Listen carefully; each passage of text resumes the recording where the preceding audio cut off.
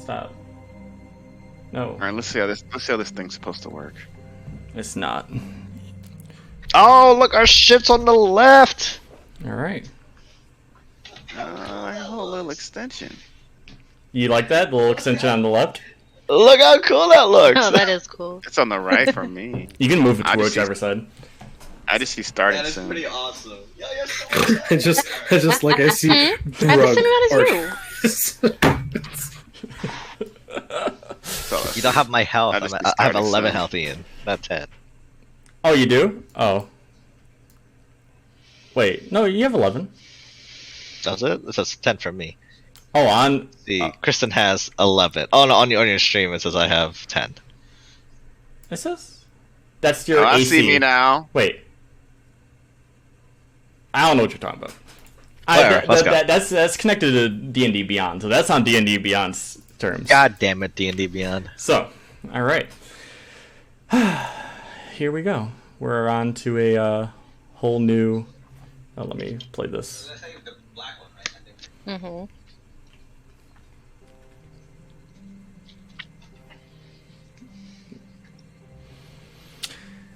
We're not ready yet, just so y'all know. You're not ready yet? Too bad we're going into this. It's going to me. Put me in. We're in. All right. I'll make it up as I go. Can everyone see the map? Tell me once you... Yeah, we're good. All right. Yeah, no. Oh, it's blurry. Is this supposed to be? Yeah, it's blurry for me. It's Is it supposed to blurry. be? It should load in. Should look fine. It looks Okay, pretty, now yeah, it's looks fine to fine. me. Yeah. Where you will be all be starting at the bottom middle of the road. All right. So, first of our adventures, coming along the paths, most of you all have received a letter of some sort. Whether you've received it through mail or through a carrier, this letter is a plea for help.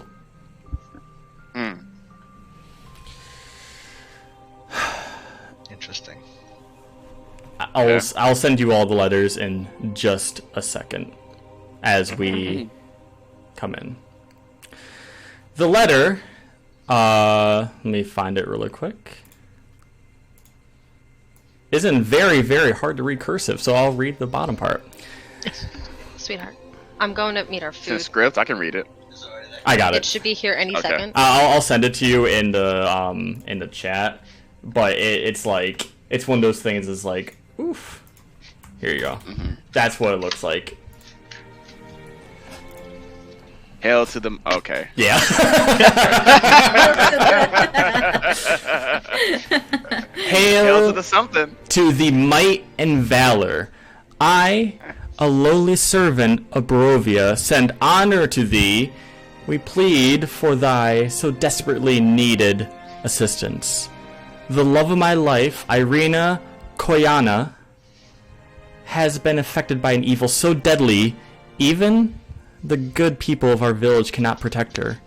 She languishes from her wound, and I would have saved from this menace. There is much wealth in this community. I offer all that might be had to thee and thy fellows, if thou shalt be answer my desperate plea. Come quickly, for time is at hand. All that I have shall be thine. Koyan Adurovich, Burgomaster. So the first person on our adventure is, maybe in his own eyes, the most intelligent of the few. We have the detective, Detective Grug, on this case. Grug, All right, how about you introduce yourself? I was posting everything, so now I'm finished. How would you like me to introduce myself? Describe what your character looks like. Describe... Oh, I hear a little bit of an echo, by the way. For me, I don't know whoever has it on. I hear... Hello? There we go. Just you, wasn't it? It was probably the stream. You describe your character, describe what they look like, and just, I mean, that's whatever you feel like would be necessary to describe about Detective Grug. All right, let me get my picture. I'm gonna post it. You can pull it up. I'm gonna post it in perception check so you guys can see. Actually, it's already there. if you scroll up like to July 1st. So, Detective Grug is a man of extremely high intellect, but what makes him unique is the fact that he is an orc. He is a full-blooded orc. So typically, you don't really get too many extremely smart orcs, if ever. But Grug was special. Grug was always smart, and he was going places. After a very interesting turn of events of Grug being the smartest person in his clan, to everybody in his clan always dying trying to rob adventurers and pillage and all that good stuff because they were too stupid to listen to Grug, because Grug was too smart for them. They would just think, bash someone over the head, that's it. But Grug was smart. Grug found his way into one of the many towns and cities, and his knack for intellect really proved very decisive for him becoming an investigator. As an investigator, not only was he extremely keen in perception and investigating different things, but he was actually really good at it. And not only that, it turns out he had a knack for magical items. So Grug, or in this case, he'll be known to you guys as Detective Grug, is a very skilled investigator, very good with charisma checks, and he's also, as an artificer, he knows some magic, and he's going to have abilities with magic tools. And this is what my character looks like. Very, very sharply dressed, with a chainmail shirt underneath it, so he's got some modest medium armor protection, and you'll see him around. You know, he'll still beat something with a stick like an orc, but he's got some other tricks up his sleeve. All right, make your way down the road. Outside the tavern, Mr. Grug, a fog lies over the town this evening. The damp, cobbled pavement glistens as the lights of the street lanterns dance across the slick stones. The fog chills the bones. So much cheese. What? And Sorry, Lindell, what? Run that by. there's no cheese, but just damp cobblestone. Sure. The fog chills the bones and shivers the soul of anyone outside. Make your way up.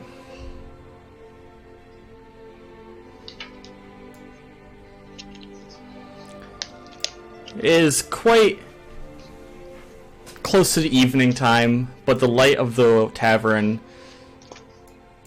looks inviting and warm to you. As you enter the tavern, it's completely empty besides the barkeep, who is cleaning out an empty glass, an empty mug. Thank you.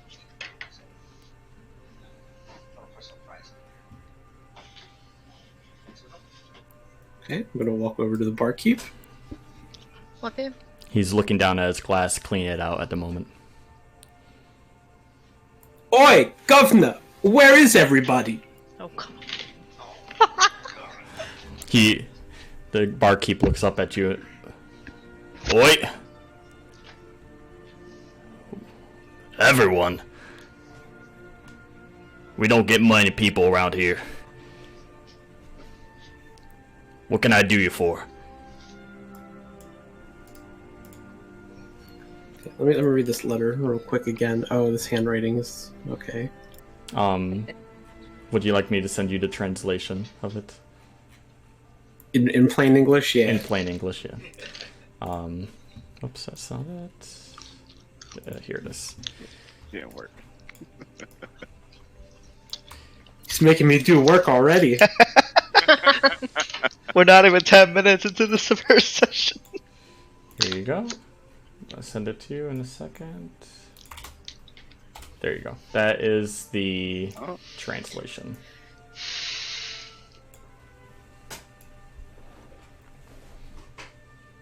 Rat jam. No, cat jam. Cat jam, Jody. Cat jam. I have it activated. It is there.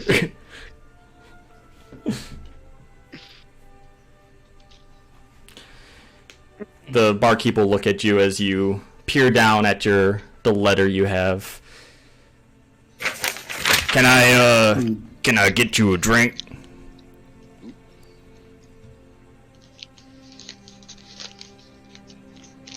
No, I am usually of the sober type. What are you doing at a tavern then? Pull out a nice little letter. I go skim through it one more time. He's starting to sweat. Yeah, I literally was away when you were reading this letter, so I'm like, I have to read it really quick to see what the hell I'm doing.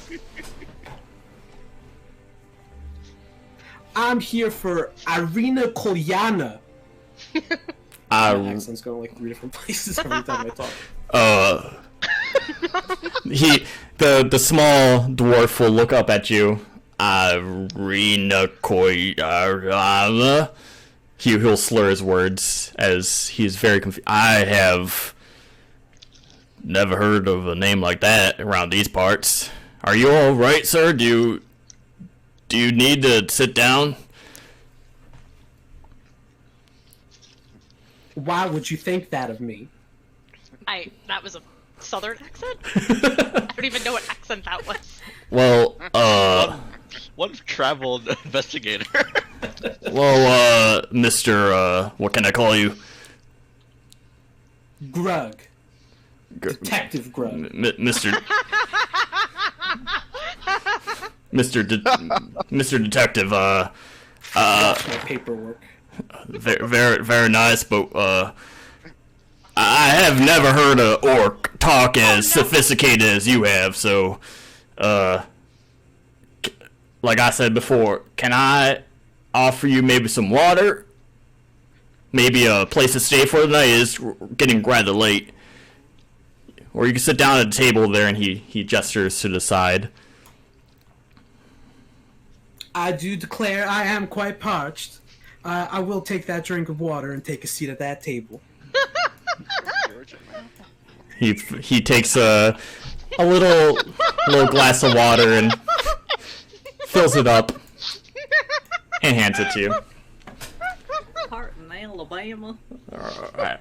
Sir, I'll maybe I'll call over the sheriff and maybe he can help you out with some of these things.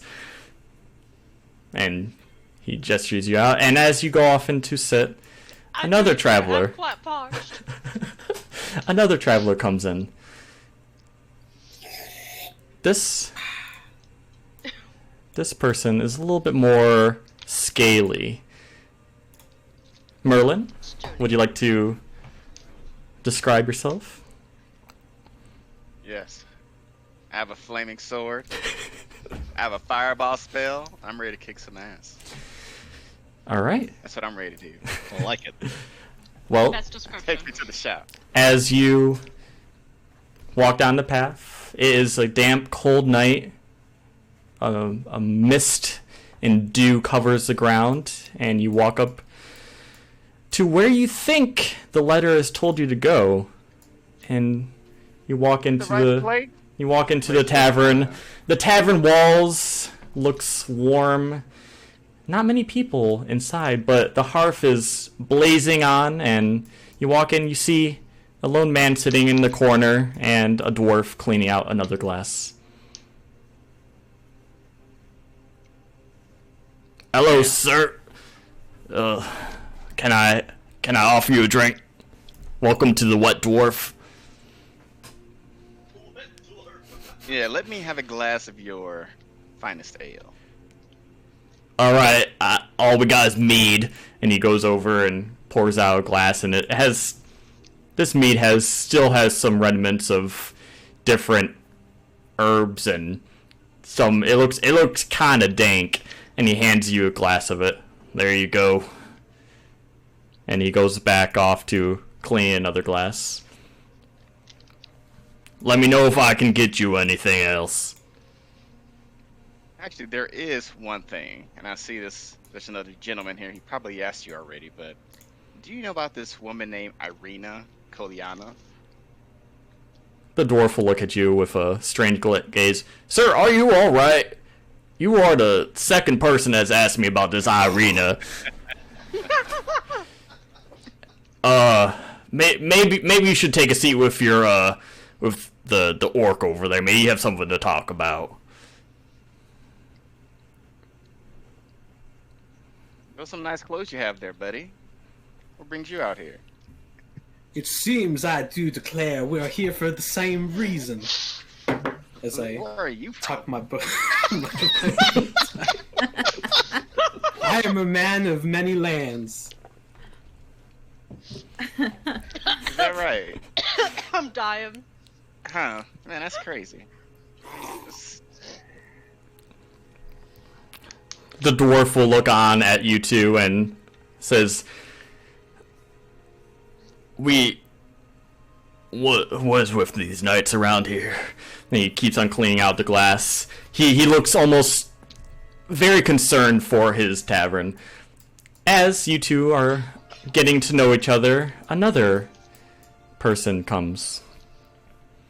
This one is a couple of people. Oh? These two have arrived here together. Now,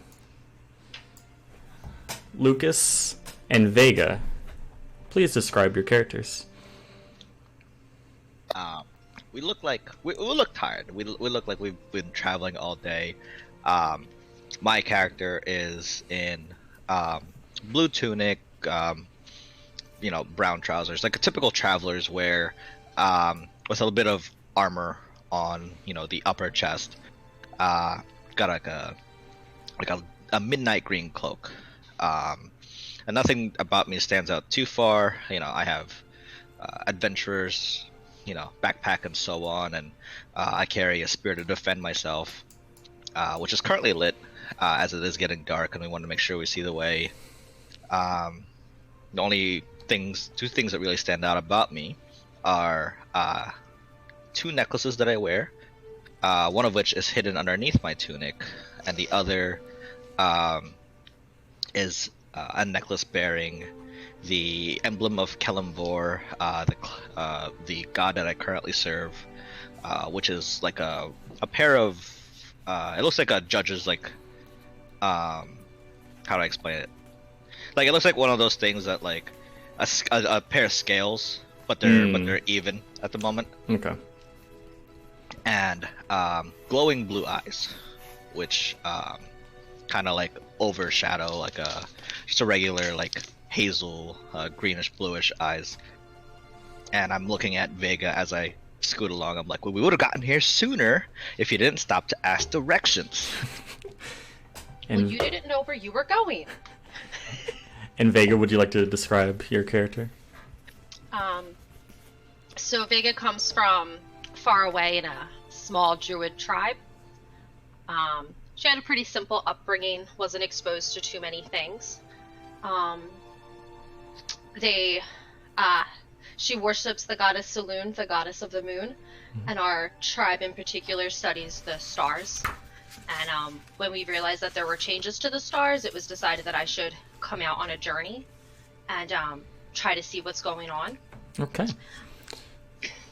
Now, Lucas, you were the one that received the letter. Vega did not receive the letter, but she decided to join and help you anyways. Would you have showed her the letter along your ways, or did you keep it a secret? No. The way me and Vega came to be was I had already been traveling on this journey, and as I was looking for a place to set up camp for the night, I ran across Vega, who was studying the stars, it looked to me at first glance that she didn't know where she was going and was maybe looking for directions, or equally looking for, a place to settle down for the night. And she was attacked. I helped defend and save her from the undead that were attacking her, and she decided to tag along with me until such time as our path separated ourselves.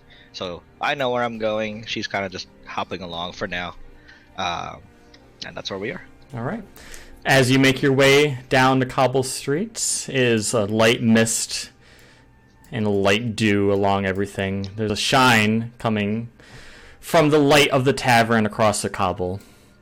You enter in, it is getting a little bit more full. There's more people gathered around. You see some commoners sitting at tables and sipping on ale and nursing their depression away. And you enter.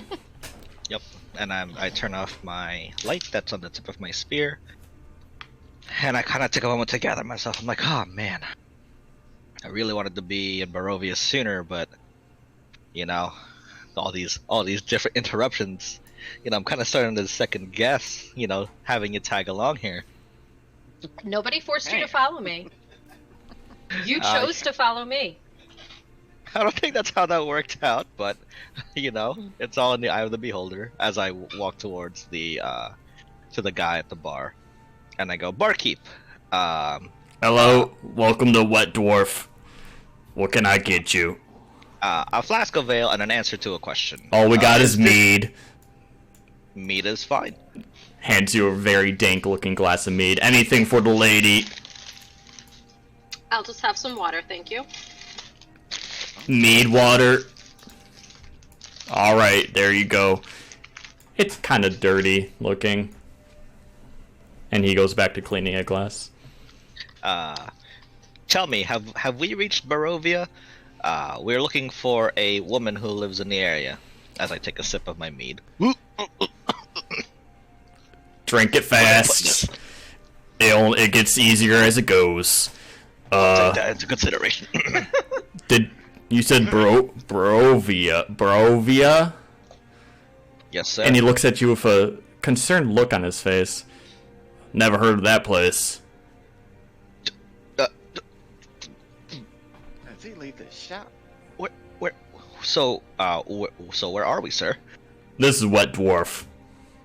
I knew that all along. It's on the sign up front.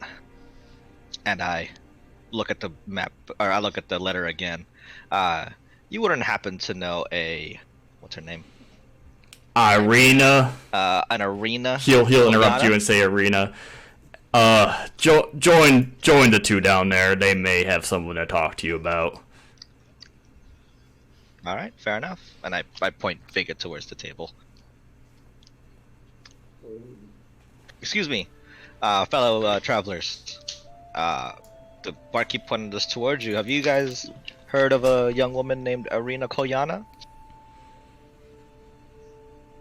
Did you receive a letter too? Yes, we did. Well, seems like we're all getting this letter, but he doesn't know who she is. So really, I guess we don't have any leads. Alright, well, it's getting dark. We just got here. Let me get us a second to, settle down, and I guess we'll figure out what's going Mead's on. popping though. Enjoy the mead. Oh, is that what that is? Oh, it was popping something. And as you all are acquainting with each other, another shadow enters from the street. Violetta, That's my sandwich. please That's my sandwich. introduce your character. Hey. Character just looks like just pure white, silver hair, pale skin, very sharp, bright blue eyes. She has the face of dread, sadness, but determination. Fuck you, Lee. Who laughing?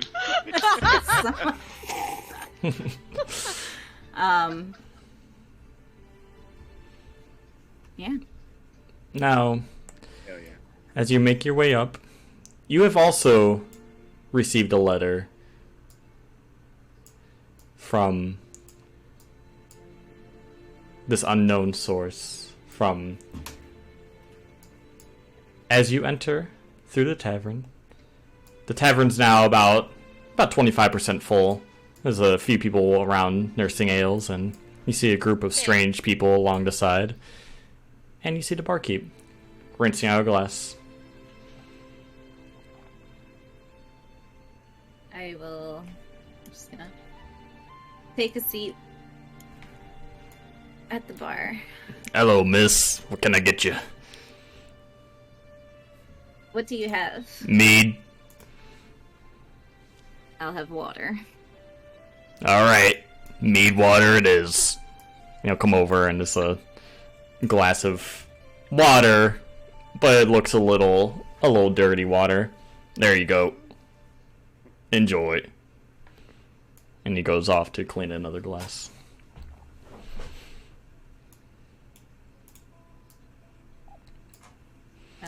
Violetta, you feel like you know what's bound to come.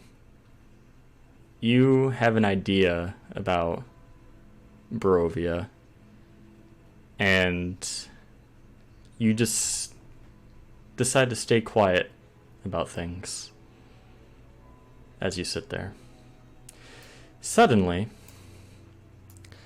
a stranger comes bursting through the door.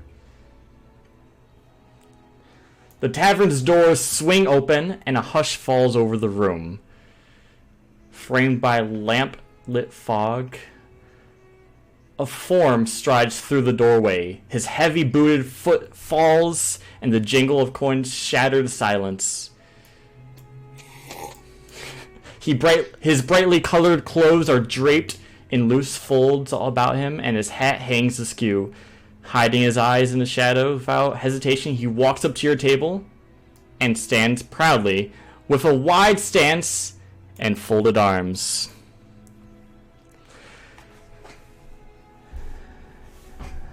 Hello, everyone. You're probably all wondering where this letter came from.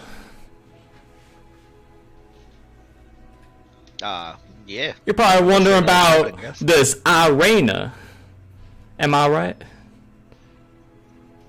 You're probably wondering about the land of Brovia.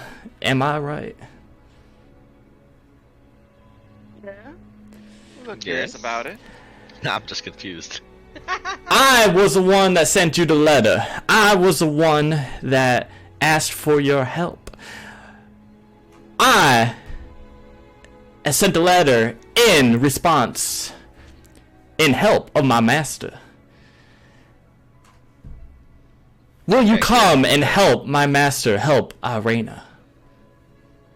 I see the group of you, and then he looks back at Violetta, gives a long stare to Violetta, and looks back. Will you help Irena?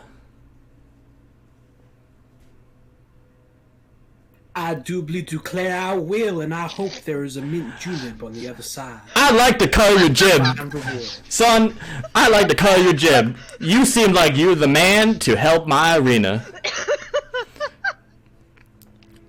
And First up, who are you? my name is Airgale, and I am with the town of Brovia. The burgomaster has his daughter is in great need. His daughter is slowly losing her will to live, and she needs all the help she can get.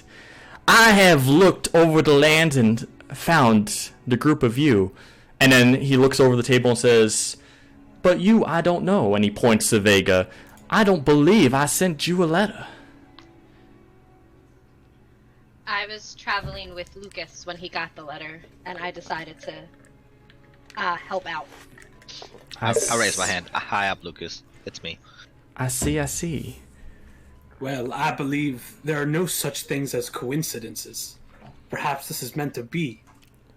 Well, I say the SirWrex woods are not advisable to be traveling through at the dead of night. So, barkeep, and he looks over at the barkeeper and snaps his fingers and says, fill the glasses once and all. Their throats are obviously parched.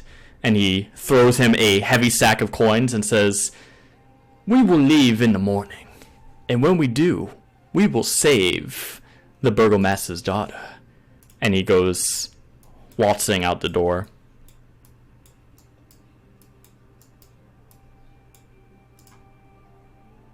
Okay. He had a lot of swagger on him. I guess that's why he's the servant All right. and not the Give me my master. glass. Ox will start filling up everyone's cups with mead. All right, that's enough gold to cover all your drink. Are you all sitting here as well? Well, I got room. You don't need to pay. And he'll point over to the far right side, and there's rooms. All right, whenever you're ready, you may sleep. Merlin pounds his mead, and now he is buzzed. As Vega gets up, I like put my hand up on her shoulder, and I'm like, this isn't something that you need to be signed up for. From the vibe of this letter, I don't think it's the greatest of environments to be in. Are you sure you want to tag along? I was led here for a eavesdropping. reason. I'm gonna stay alone. All right, fair enough. And I like slowly follow behind her. I'll tell you what, that dwarf, his cornbread ain't surely done in the middle. What?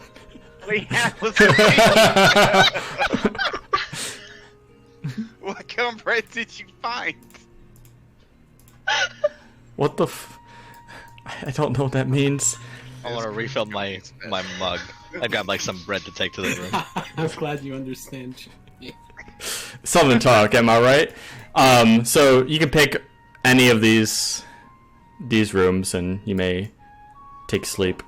Ox will look over at Violetta. Ma'am, are you going to take rest as well? There's no such thing as rest. Jesus Christ. All right. Oh, shit. Okay. Well, you still got a room to yourself. I have to feed the animals. All right, we can take a split-second break before we go on. Oh, good. Okay. Real quick before we go in, Yeah. can I just naturally use my eyes of the grave? Like, we're safe here for the night. Like me, like looking out for everybody. Yeah, use it. And as you use your ability, you look around, and everything seems to be at ease. Everyone's in a joyous way, and nothing seems to be too off-putting. Okay, cool. All right. And I will take the first one. There you go. All right, and we will be right back.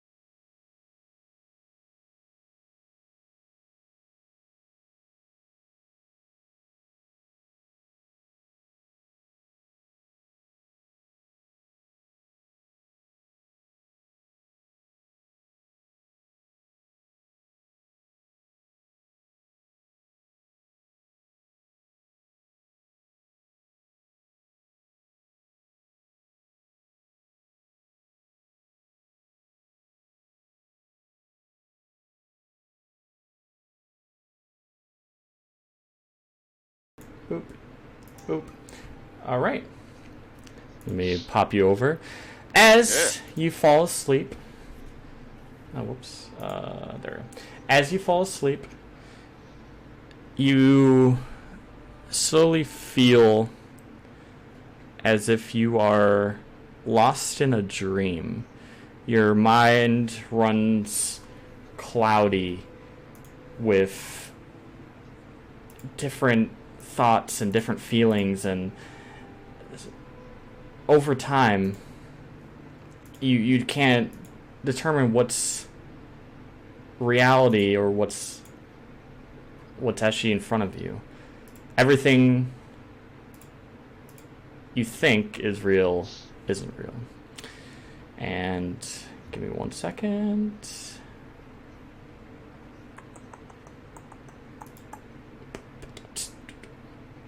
There we go. That's what I was looking for.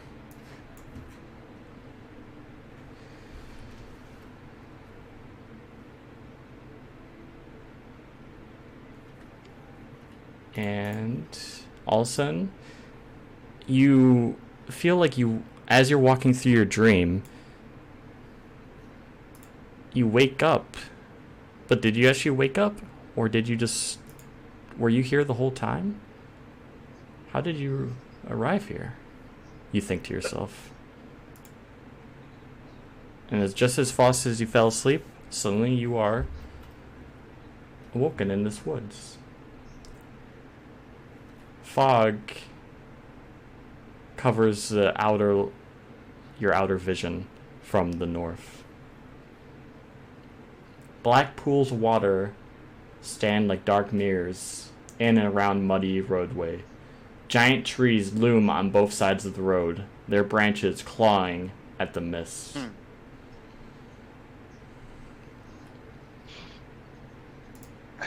Who is that I see over yonder? I reckon, is it those mighty fine adventurers I saw earlier? I pop up and Oh, look who it is. shit, I don't remember being Where in the middle of hell nowhere. are we? I know I had a few drinks, but damn. I discreetly hold on to my holy symbol and then cast Eyes to the Graves again. Make sure I'm not like dreaming and everybody here is like not a ghost. You cast that, and everyone seems to be alive and kicking, and nothing seems to be off-putting. Okay. I just put my hand down very slowly. I go, is everyone okay? I don't remember us falling asleep in the middle of nowhere. Weird. Yeah, how did we get here? Is it like night, like dark? Like It is. You look up at the sky, and the sky is overcast, and barely any sun's coming through it. It's hard to tell whether it's morning, noon, or the afternoon, but it's light enough to be able to see around. But everything is a very gray feeling to it. Nothing seems to be popping with color. Does anyone remember anything before falling asleep? Like feeling a little weird, or maybe had a headache or something? No, I just fell asleep and woke up here. Yeah, I felt fine. I mean, I was buzzed, but Yeah, I had two mugs, but not enough to sleepwalk. Not all of us, for sure. can I have no idea where we are. Can I do a perception check? Do I'm just perception. gonna Yep. make a difference. You can. Give it a roll. Let's see. +2. Detective, what do you see over there? I pull out my little magnifying glass. 4. For you feel as if you look around and you're like, oh, this is normal. You don't see much. You just see trees and fog, and your natural sense of direction with the 4 says that this way is the right way. I'm not too familiar with these parts, but it does seem like this way is probably the right way to go. As Merlin starts to walk up the road, further into the mist. Suddenly, he comes walking out of the bush to the right. What the hell? What the hell is happening? It Oh my seems we are God. in these lost woods, in a maze of some sort. Hold up, maybe that was a mistake. Let me just try to. You walk back up, and suddenly you walk out of the bushes over here. All right. All right. Did I have too many to drink?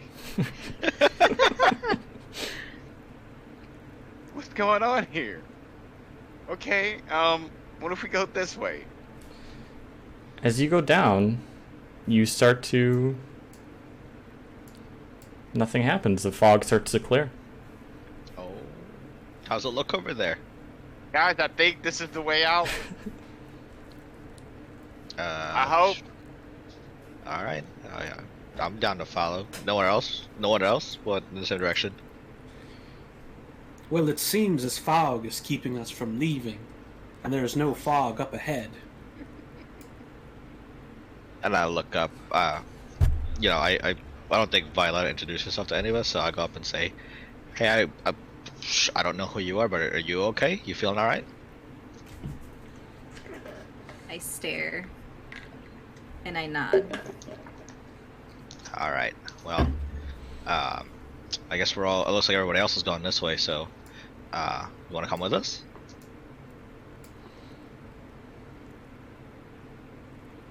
I suppose I could tag along, since I don't know where I am either.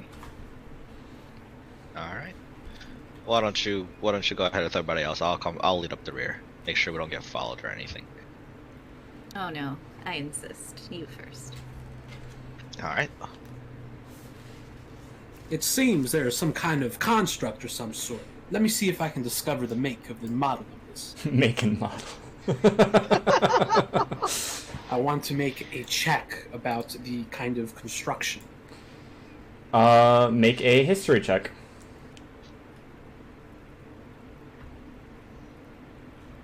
This is not a good sign of things to come. I rolled a natural one. You look at the construct of the wall, and you say, dwarves made it. You are 100% sure. You've seen stonework before, and it's always dwarves. I said it, and so it shall be. This is a dwarf. I do declare. That tells us. Oh. All right. Well, why don't you lead the way? Since you know everything. Wait. As you walk up towards the wall, the fog spills out of the forest to swallow up the road behind you. Ahead, jutting from the impenetrable woods on both sides of the road, are high stone Beatrice looming gray in the fog. Huge iron gates hang on stonework. Dew clings with cold tendencies to, or tenacities to the rusted bars. Two headless statues of armed guardians flank the gate. Their heads are now lying among the weeds at their feet. They greet you only with silence. Would I recognize the guardians from anything I would have read? From anything you've read, no. These are new constructs you've never seen before. As you are walking closer to the gate, it swings open as you approach, screeching as a hinge move. The gate is now open. I don't like the look of this. Can I check for traps before we cross past the gate? Sure. Yeah. Check for traps. Is that Perception. And Merlin, if you would like to also roll perception to assist her, you can. I rolled a natural 1. Oh! All right. I got a 20. Now I have a plus 6 Wait, perception. you have a 20, but she got a 1. All right. You look around, and nothing seems to be out of ordinary. Everything seems to be all right. How's it look up there, I guys? think the coast is clear, guys. Alright. As weird as this place is, I don't see anybody. How tall is this wall? This, actually I can send you a picture of it. If I can... Okay.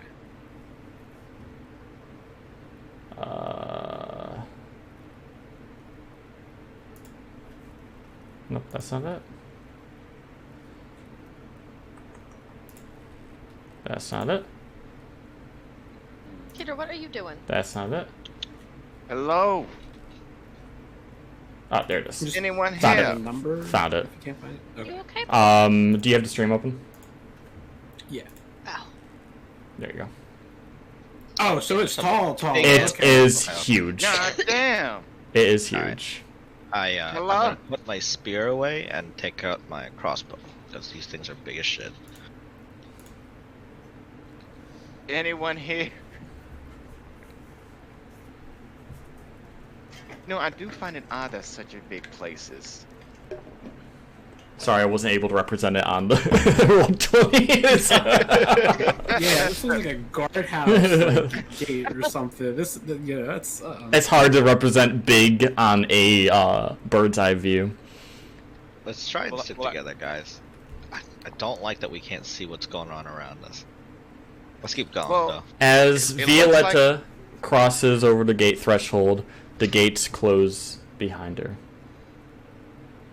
Mm, Oh shit! That's What not did you do? ominous at all. Yes, mother. anyone out there? Hello? What was that, Guys, Violetta? I don't like. Oh, nothing. Just go ahead and do my own thing. Just continue walking, investigating. You travel down the road, and everyone meet up. And I'll take us to the next area. Alright. And as you continue, Oh? I see red line? Oh, hell no. It's Yeah, a murder mystery. buddy. Oh, this is me. Ooh! as you travel down the road, suddenly you catch the scent of death in the air.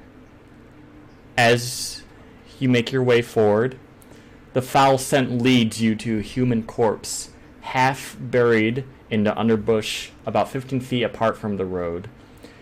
The young man appears to be a commoner. His muddy clothes are torn and raked with claw marks. Crows have been at the body, which is surrounded by paw prints. The man has obviously been dead for several days. He holds a crumpled up envelope in his hand. I go ahead and say, everybody, don't touch the crime scene. And I take my 2 fingers and just grab the note out of his hand, and then open it up and read it aloud. Which, As you read it aloud, I'll read it for you. Hail thee of might and valor. I, the burgomaster of Brovia, send you honor with despair. My adopted daughter, the fair Irina Koyana, has been these past nights bitten by a vampire. For over 100 years, this creature has drained the lifeblood of my people. Now my dear Irina languishes and dies from an unholy wound caused by this vile beast. He has become too powerful to conquer. So I say to you, give us up for dead and encircle this land with symbols of good. Let holy men call upon the power of this devil may be contained within the walls of the weeping Brovia. Leave our sorrows to the graves and save the world from the evil fate of ours. There is much wealth entrapped in this community. Return for your reward after all departed for a better life. Koyana Adurvovich, Burgomaster. And I, As just- Grug finishes reading letter, you hear a howl far off in the forest, can followed by another howl, followed by 3 more howls. can I identify what I wish kind to of draw my creature? daggers. You draw your daggers. You want to identify? Make a nature check. Yes. Nature? Oh, good thing I put points in nature, baby.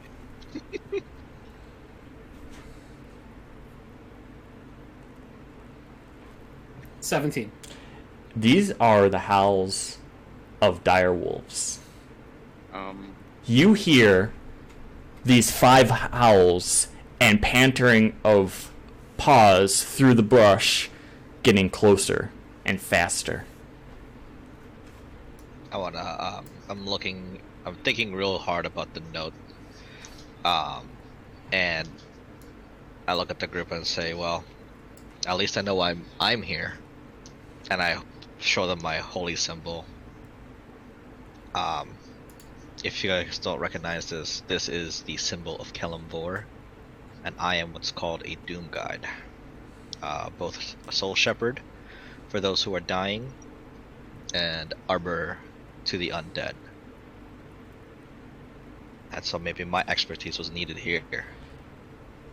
The howls and the barks of the dire wolves are getting closer. We should take up position here. Are you going to stay and fight, or will you run? How many? 5. Do I know what kind of sense dire wolves really enjoy? No, I don't believe so. Okay. What do we have to gain from fighting them? I would say let's keep moving, because who I knows, agree. like, what else is, like, we can't see anywhere else, and just because we hear stuff doesn't mean there's actual stuff there, you know? Can I make a quick investigation on The dire wolves are now sound like they're about 20 yards away. Let's keep moving. Guys, No we should time get for this, moving. investigator. Yes. Go.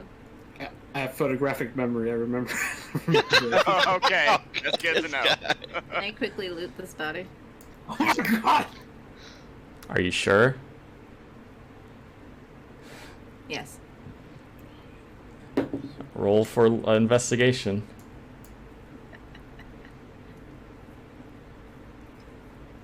Everything's so laggy.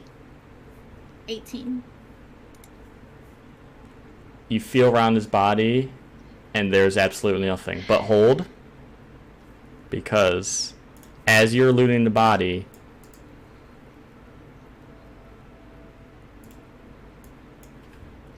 Yep.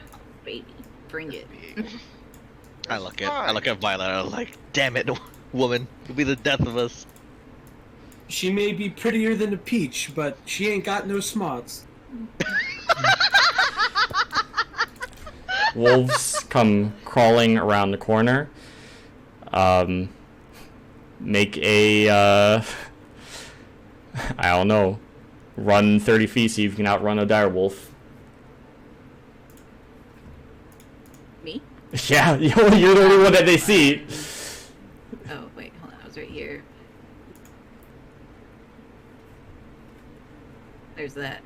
Each thing is 5 feet. Yeah. You can only run 30? 35. That was that not 35? I thought I counted 35. Alright, the wolves will now start chasing you. 5, 10, 15, 20, took a 25, slice to 30, me. 35, 40, 45, 50, 55. 5, 10, 15, 20, 25, 30, 35. As they're running after you, a few of them have become distracted by the body. And they are now eating the body. Alright, keep running. Everyone else is gone over around the brush, so everyone else is safe. Oh shit. 5, 10, 15, 20, 25, 30, 35. She's dead. Merlin's hugging the edge of the map. This direwolf is now within striking distance of you, and he starts to sniff you. And he looks at you and he bows down and starts to back up. Oh. And he turns back and he joins the rest of his dog companions, and they Oh, start thank God. feasting the body. Jesus Christ, Christine. Thank God. I've remembered this in my photographic memory. What's happened? You didn't see this. No one saw this. Everyone ran away. So, all right. That was close, wasn't it, Mother? All right. everyone grouped together. It's the second time she said mother. All right, Is she haunted by ghosts? and we shall move on. Now, this map may take a little bit to load, by the way. So if it's like this is our large map for this area. Okay. Has a team ever been wiped here before? Do you know? Yes, because they decided they were going to fight. That's why I was very nervous. Yeah, no. When I heard 5 dire wolves, I was like, nah. I don't even know what a dire wolf is. I'm And then I was ready. like, no. Dire wolves, Dire wolf is not a regular wolf. they are like a mix between wolf and beast of some sort. Yeah, You are all in the middle right-hand side. God damn, this place is huge. God dang. God, it's so blurry. Sorry. Okay. Sorry, That's why I'm everyone. not to catch this up. I'm like, what were you thinking, girl? This looks almost like a town in Fandelver or something. It does. All right. As hold on, let me find the area of where we're at. I have too many things open.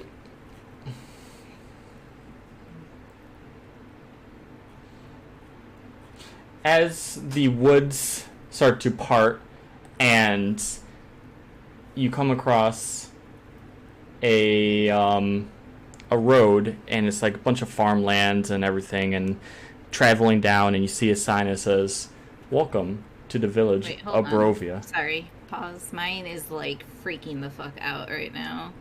Is it very laggy for you? It's like loading, then like not loading characters in. Give it a second. Ugh.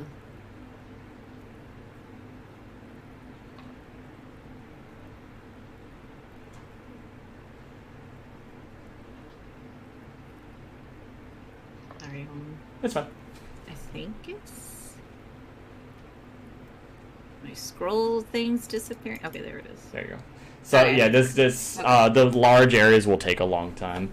As you come across and you travel down the path and you see farm fields and everything is just gray and dreary, and you can't tell what time of day it is. It just looks dark. You walk down the streets of Brovia and you don't see much besides there's no one in the streets. The door, you feel like someone's watching you. You see eyes peering through curtains and then closing really quick. But the only thing you hear besides the eerie dead air is the moaning sobs of something in the area. It just sounds like someone's crying in the distance, completely crying. Can I decipher the direction guys hear that? of this disturbance? I can't hear shit while they're back together. Let me catch up. No one's crying if we don't know where it's coming from.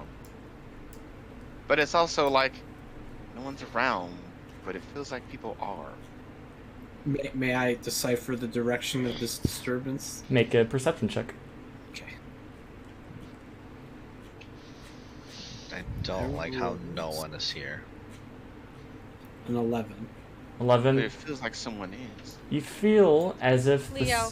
the sounds of the crying are coming up ahead. Like Like the direction I'm looking at, the or like the direction that to the west. East. West. West. Are you in, Christine? I don't see you moving. It's still lagging. I had to reconnect. Ah, It is okay. really bad. Yeah. Sorry, this like place my is scroll bar very big. disappears, so I can't move the map around. So I If have you to, right click like... and drag. Oh, okay. Pull a. I was gonna say pull a Lee and just Firefox it up. good sirs Oh, I and am ladies. I see light emanating from this building.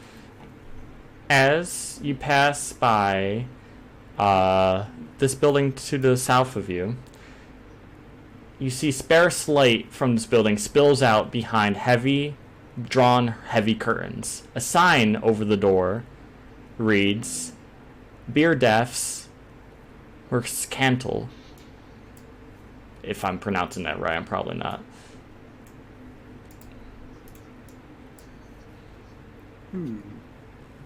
I see an old, rugged gentleman and a strange blue man. The moaning continues from down the street to the south. Sounds like it's coming from over here.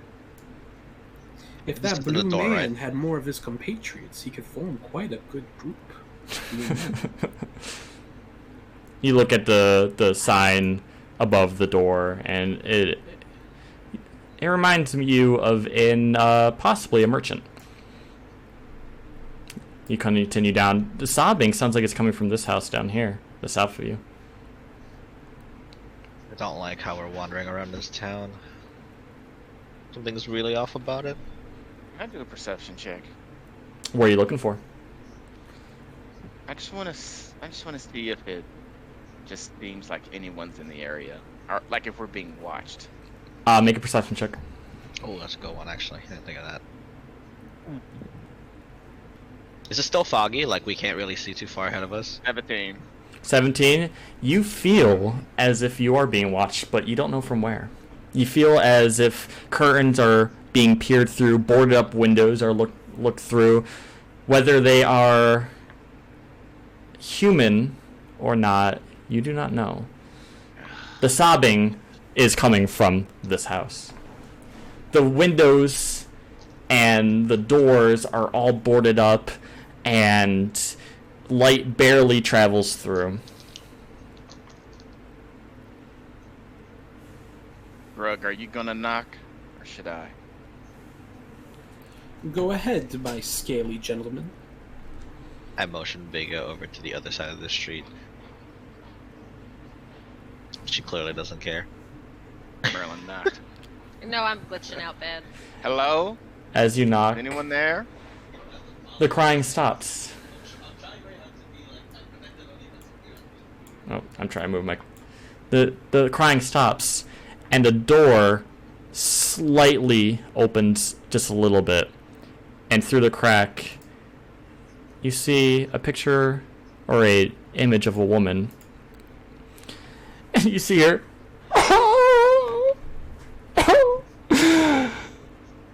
Who is it?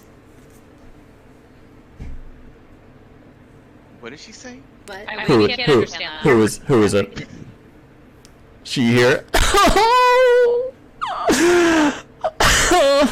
Did you bring my Gertrude? What? Gertrude! Where are you, Gertrude? It's like cutting in and out, Ian.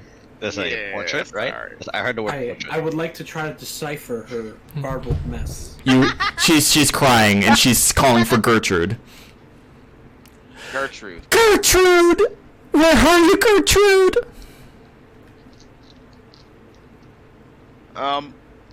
Yeah, we heard you crying, but are you looking for someone important? You lost? I love my beloved daughter, Gertrude. Where is she? Bring me my Gertrude.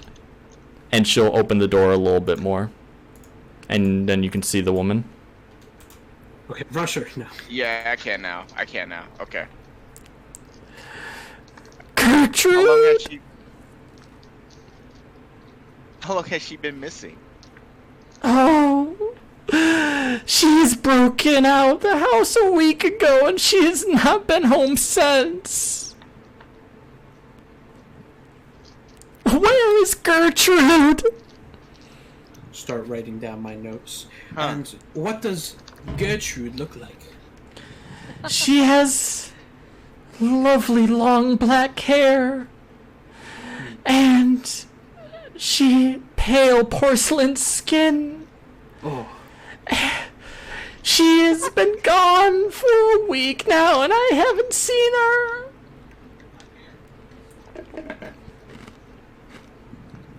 does your friend Gertrude have any enemies that may want to hurt her? Wait, why is he British again? The only person I can think could do this. And she stands outside and she points up over the crest of the the cityscape, you see on a tall, tall mountain, you see a castle. I think she's there. I think she's there. And she goes back in and starts sobbing on the floor as she goes up the stairs. And she's at the top of her stairs sobbing. Oh, Gertrude! Gertrude! I'll go up. I'll go, ma'am, what is your name? Where is my Gertrude? Oh, she is uncontrollable. Sobbing. I'm gonna take a look at that. We probably won't get anything else. Yeah. Where you know, is Grug going? I like huff and I start following. What's interesting is, And the door, she goes up to the door and it starts to close up.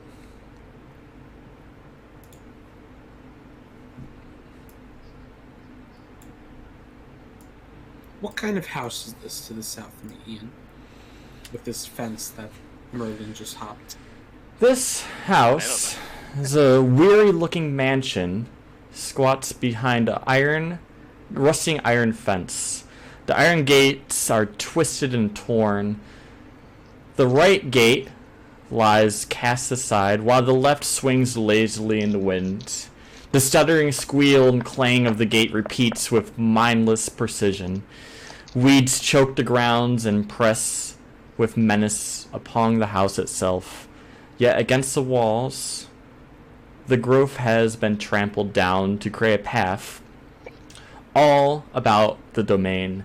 Heavy claw markings have stripped the once beautifully finish of the walls. Great black marks tell of fires that have assailed the mansion. Not a pane nor a shard of glass stands in any window. All the windows are barred with planks, each one marked with stains of evil omen.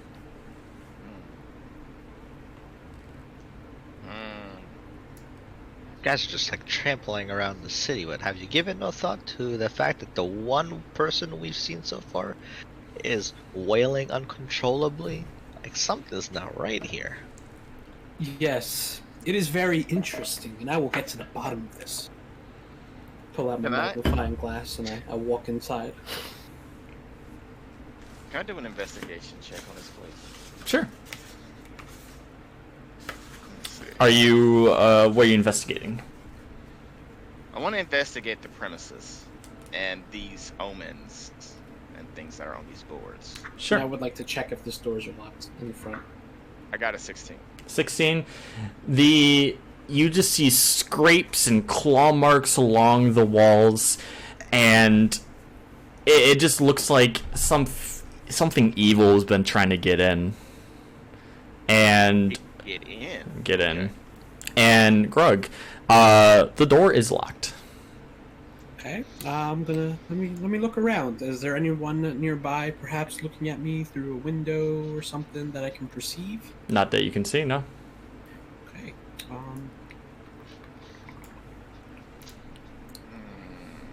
I'm gonna look around the house a little bit. Oh my lord!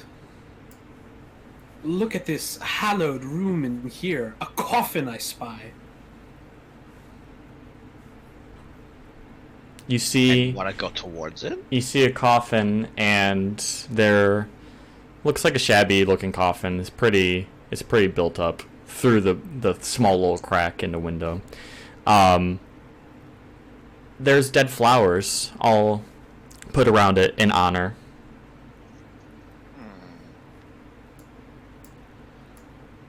Guys, I don't think anything good can be found in this town. I would like to investigate this room.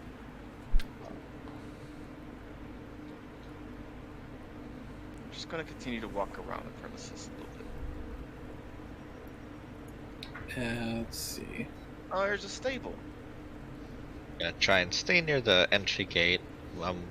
looking at Violetta, and I'm also looking at Vega. I'm trying to make sure that Vega is safe, and I'm also wondering what the hell Violetta is doing. She seems a little too calm for my liking back there.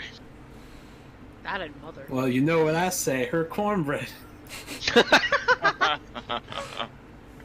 Do you Can I fear do me? I ain't quite done in the middle. Can I climb in this window? Is it possible? No, I'm not actually doing it. all the doors, all the windows are barred up and they're like boarded up. You're barely able to see through little piers. Can I do a perception check on this stable? Sure. Percepted up. Percept. 18. They just look like horses. Are they alive? Ian, I saw I it. know. Stop. Yeah, don't think I didn't see that. That's so spooky. That's so fucking spooky. I'm about to move her somewhere else. Get out of here. No, that's like literally the. I was like, what was that? I just fucking moves the shadows. Okay, Alright, so this place just looks like it. my dear lizard man, I seem to have found a strange woman draped in exotic clothing inside the mansion. Perhaps we should knock on the front door and see what we can find out instead of sneaking around like a snake in the grass. Joe's face. Fucking dying. I'm here trying to be like, alright guys, It's not. these clowns are wandering around and the southern accent gets me. I'll knock on the door. You knock on the door, and the door,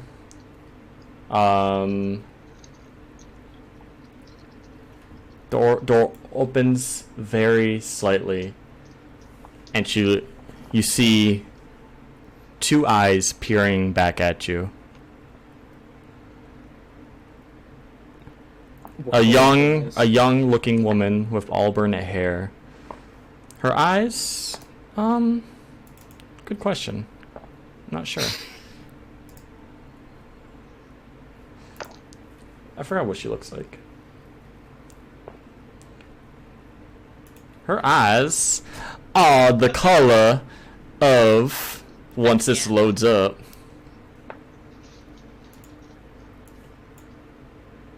they're like a dark brown. Her What color were Gertrude's eyes again? You didn't ask. Okay, damn. She says, yeah, her hair was like dark, and her skin porcelain pale. she looks at you and says, Can I help you? Oh my lord, that accent. Okay. Greetings. My name is Grug, Detective Grug, and I am in search of a poor woman named Gertrude. I'm looking for facts. Do you know anything about this missing woman's whereabouts and that castle over yonder? She looks at the castle and she looks at you. She said, Let me be clear with you. Do not go towards that castle. And if you're looking for Gertrude, it's probably a lost cause at this moment. Are you asking on the behalf of Madame Mary? If that was that crazy raven woman up there, then yes, that she-hyena was mad talking about Gertrude. She hyena? She looks at you and says, Where are you from? Why are you here? You see, us 5 bright, weary-eyed adventurers had a nice letter. We're looking for Miss Kolyova. And, well, one thing led to another, and here we are. Do you mean Miss Koryana? Oh, silly me. Thank you for correcting me, young miss. Would you happen to know her first name? Of course, it's Irene. No. No. She'll finish saying no for you. I did the same thing. Are you sure you don't know her, man? I never said I didn't know her. Her name's Irina Hoyana. Why are you looking for her?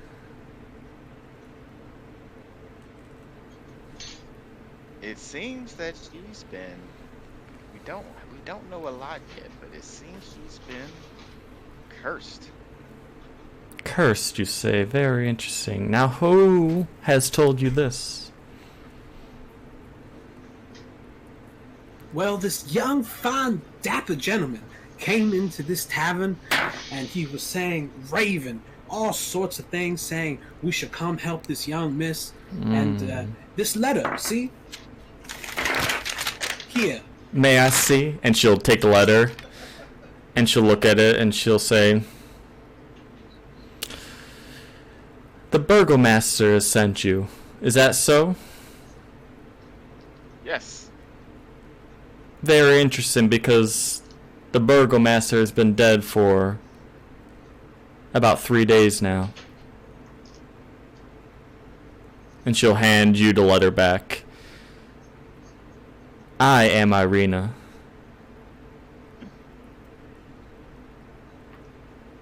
Yes, I'm so fucking good at this detective shit. Is there something I can help you with? Hang on, I'm scowling this this letter. What can you tell us about the burgomaster? He's saying in here that you're the love of his life. The burgomaster is my dad. My father. I mean, Southern love. I mean, I don't know. Well, we came across, in the letter that was described to us, it said you had been afflicted with some sort of illness. Were you, in fact, afflicted, Irina? I was never afflicted with any kind of illness. It was my father who was attacked by creatures of the night.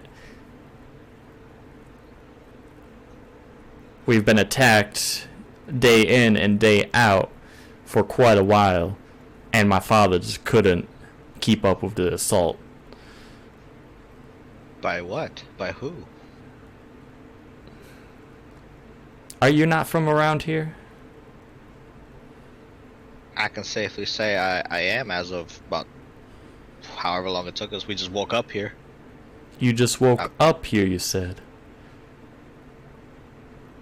Yeah, that's correct. We had no idea where we were. How The fog just kept leading us back to each other. Who is we? How many of you are out there? And she'll kind of peer. You can see her eyes glistening back and forth. There's 5 of us. Yeah, four of us who received a letter, and a companion of ours. Very interesting. Indeed. Since I feel like you haven't been around here, you probably don't know of Strahd, now do you? That's a first. We do. I can't say that I'm too familiar with the area.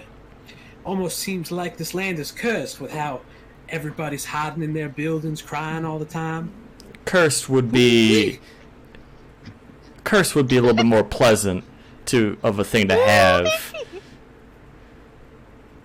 I would allow you in, but I'm not sure if you are who you say you are, and if you're not a minion of Strahd.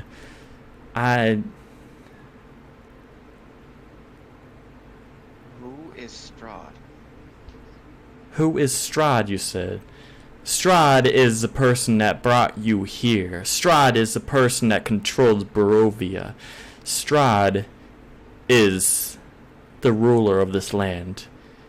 And Strahd is the one that killed my father.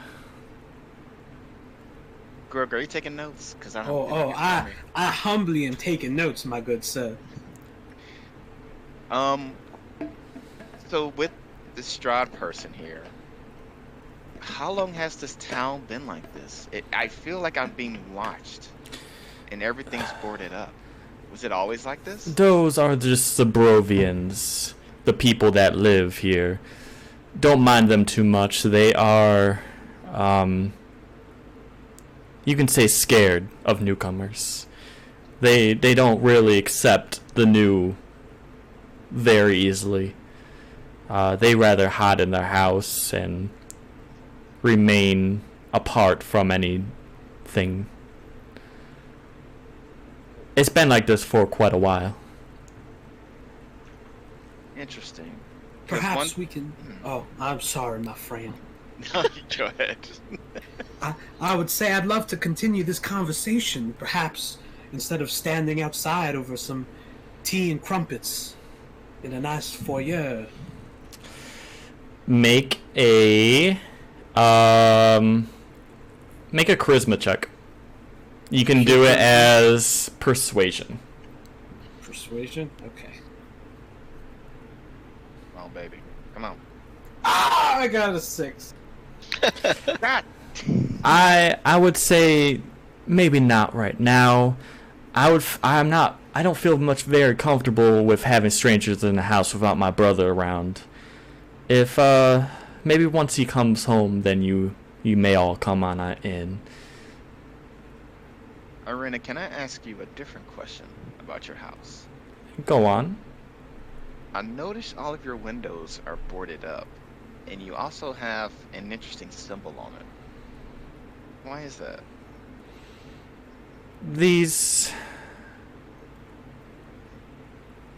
I don't see no symbols on these windows, but they are boarded up due to the attacks of the different creatures of the night that have been assaulting my house. How my father has died. Huh. Is it just your house? Well, it was my father's house until Are your father- recently. This is the burgomaster's house, yes. These creatures just attack your house? For reasons, yes. Whether I want to discuss these reasons with you is maybe done at a different time. Does Strahd have anything to do with them? Well, yes. Well, clearly he had something to gain by trying to go after you or your father. I can only imagine without the burgomaster, this town is even more susceptible than it already is. Yes, we must find a new burgomaster, or maybe me or my brother can take over the responsibilities, whether we want them or not. I have a interesting inquiry I'd like to make. How long ago did your burgomaster disappear? He isn't disappeared, he is dead. And it was about 3 days ago. And how was the deceased found? Clawed with wolf bites and marks. Are we done discussing my dead father? Oh yes, quaint. I have but one question. Yes, go on. And you'll see her eyes peer over to you, Violetta. How does one find Strahd? She'll look at you with almost a concerned look and say, the castle that overlooks the town, usually he presides in there, but if Strahd isn't there, he'll find you before you find him. And then she'll start to close the door and she'll say, if you found my brother, have him come on back and maybe we could talk a little bit more. And she'll close the door and walk away. Yeah. Damn it. You should have got a name. Yeah. Alright. Well, Her cornbread, My cornbread is nothing of your concern, sir. Bless her heart. Alright. Well, that was a lot more information. alright. So what do we Curious. know now? Well, I can tell thee that there is a coffin right inside her parlor room. I mean, it could be for any number of reasons. This town is weird enough as it is. Yes, that is true. And everyone has a coffin sitting of a dead relative or a friend just inside the parlor room. You're right. I do declare. As you exit out of the premises of the mansion, the moaning of the lady continue on, and that's the only thing you can hear. Can we see any like major landmarks from where we're at? Up ahead, you do see almost like a center of town with what looks like a tavern on the corner of it. Oh, that was where actually I was going to head next. Yeah. Don't mind the fireworks. I heard that. Holy shit! Oh my god. God damn! Happy Mercaday! Baby. Happy Mercaday! So tavern's right here. I will open the door for you, so you can go inside. Oh, the door's already open. Never mind. Where's the door? Right here. Hold. Oh, I was trying to go in this building right here. Am I in the right place? Yep, you're in the right place. That's the right place. As you walk in, a single shaft of light thrusts illumination into the main square, its brightness looking like a solid pillar in heavy fog. Above the gaping doorway, a sign hangs precariously askew, proclaiming this to be the Blood of the Vine Tavern. Oh, very interesting. I'd like to look at the fellow patrons. You see 3 people sitting at the table right next to the door, and they're all discussing with each other, keeping their heads down, nursing ale.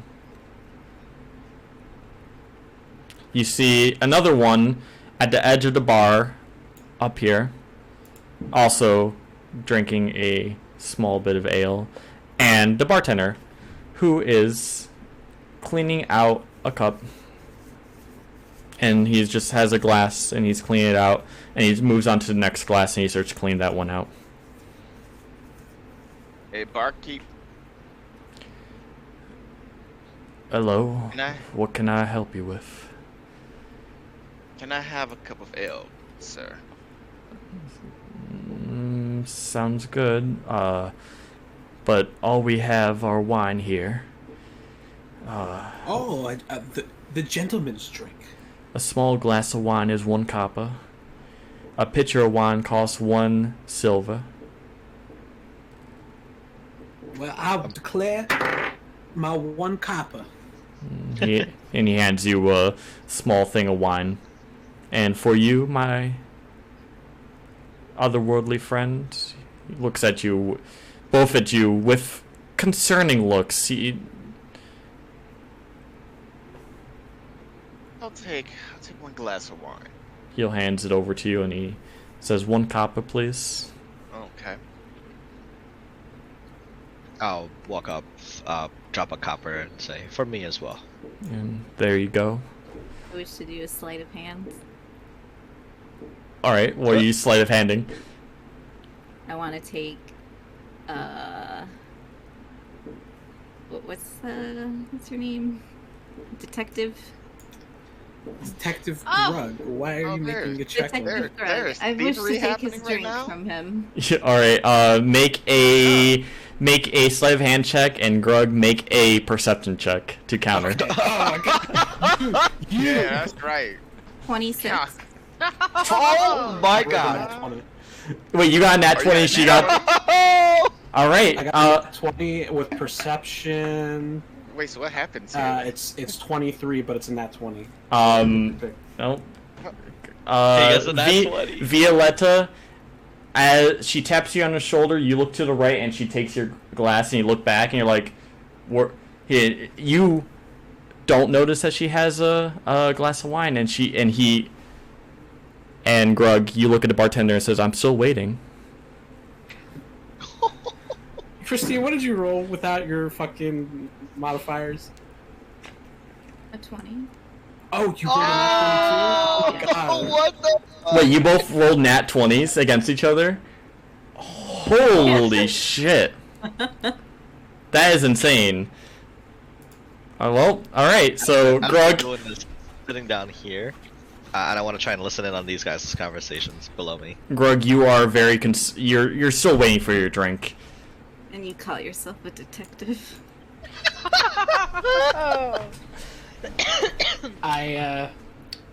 Barkeep, what can you tell me about that gentleman sitting in the corner right there? Gentleman over there? Which one? The one on, say, on the... And he points over. That is correct. That's Ismark the Lesser. He's, quite quiet. What do you want to know about him? Oh, we were just coming in for a nice drink, maybe some leisurely time, and we met with the kind young Irina, and she just happened to say, if we meet her brother, tell him to scurry on home, but we don't even know what he looks like. Well, you got him right there. That's her brother. That's Ismark. Rug. Okay, well, let me, you can send my drink over, and I'll waltz over there and talk to my new friend. He'll look at you with a very confused look and continue to polish his glass. Lucas, you are trying to eavesdrop on these people. Make a perception check. I'm sitting down. There's a chair there. Make it. Talking to you. Make a perception check if you're trying to. Oh, I'm so sorry. I was You're not fine. paying attention. You're fine.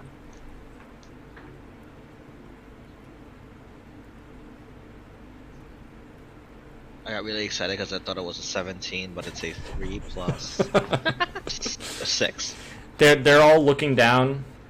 You can't really overhear them very much, but they keep on making glances at everyone in the tavern.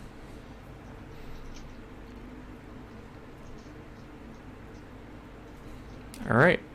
As Grug and Merlin make their way up to Ismark, he's looking down at his mug of wine, and he's sipping on it little by little, almost lost in the ripples of the wine.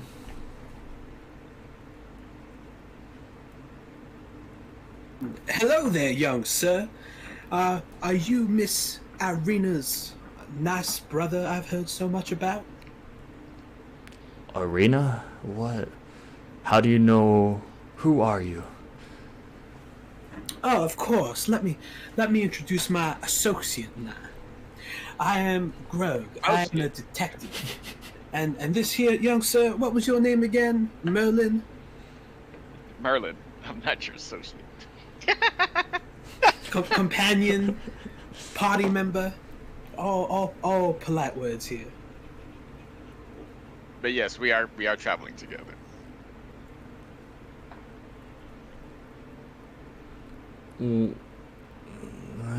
It doesn't look like you're from around here. What? You said Irina. What? Why do you know my sister? Oh, your sister is sweet as a tot. We happen to be Sweet as a tot. Traveling here in search of a cure for her predicament. A cure for her. He'll hold up his hand and stop you and say, "What do you mean a cure?" Greg, you might want to show her the letter. I agree with that, my scaly friend. I pull out the letter.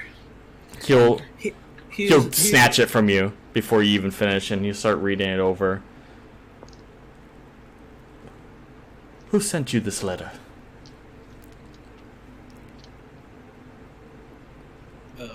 Ian, who sent us this letter again? It was the Burgomaster. Okay, I was making sure. I'm pretty sure I didn't want to say false information that the character should know. We all received this letter from the Burgomaster. My father did not send this letter. Strange. This is not his handwriting. He's been dead for about 3 days now. Ah, yes. Your sister was telling me of his unfortunate fate. Shrugged off that mortal coil. Hmm. Do you recognize his handwriting?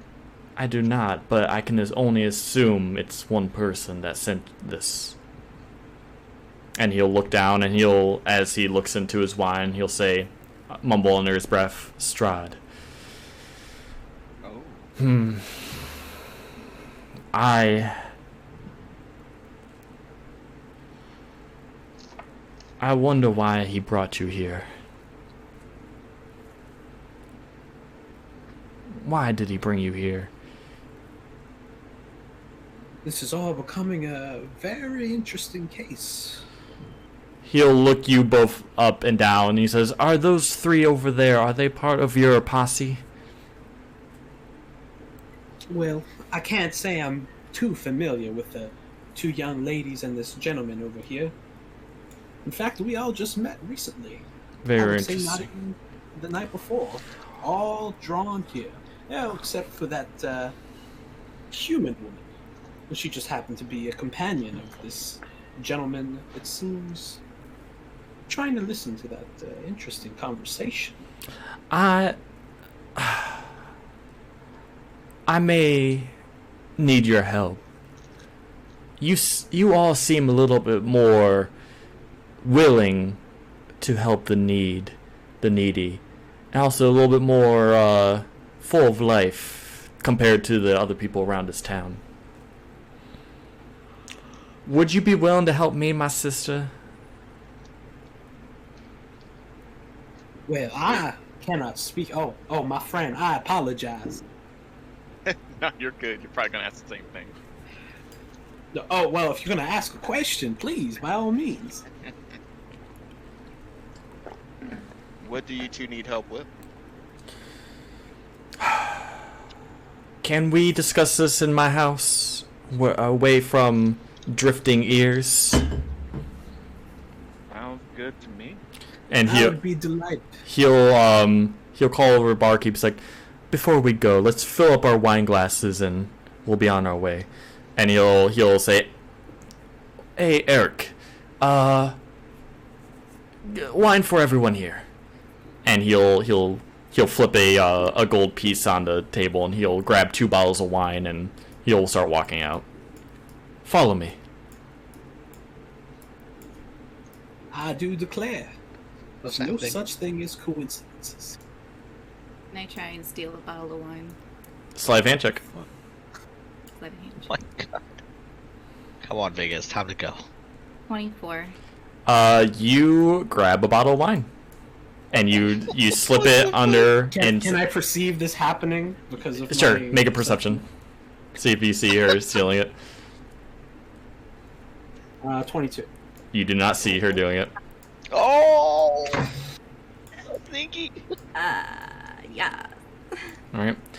Meet us down at the bottom at the Burgomancer's mansion. I would like to purchase the finest bottle of wine at this establishment. How much would that cost me? 1 silver. For a bottle of wine? For a bottle of wine with 1 silver. The nicest one? The nicest one? We only got one kind of wine, sir. Alright. Here's your silver. I thank you for your patronage. There you go. And you'll hand over a bottle of wine. Wait. So now we have 4 bottles of wine.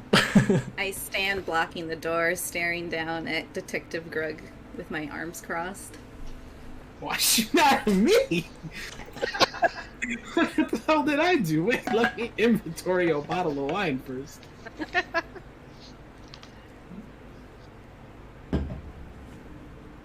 Tell us. Violetta, make sure to also... What was that? Merlin, say out loud to the party about the coffin. Merlin? I did mention it as a group when we were going, but I didn't Okay. get any kind of reply. I did share that Where information. was it? In the foyer, It's in this room. or Alright. whatever that room was. It was in the It's off like to the right. yeah, it was in the most western room that there was a coffin through the window that I saw. Okay. Alright. Let's keep going. which was information I shared, so it's not metagaming. I wouldn't do that. No, you're good. Peter, Where the Peter fuck is laying on top of your glove. House down south.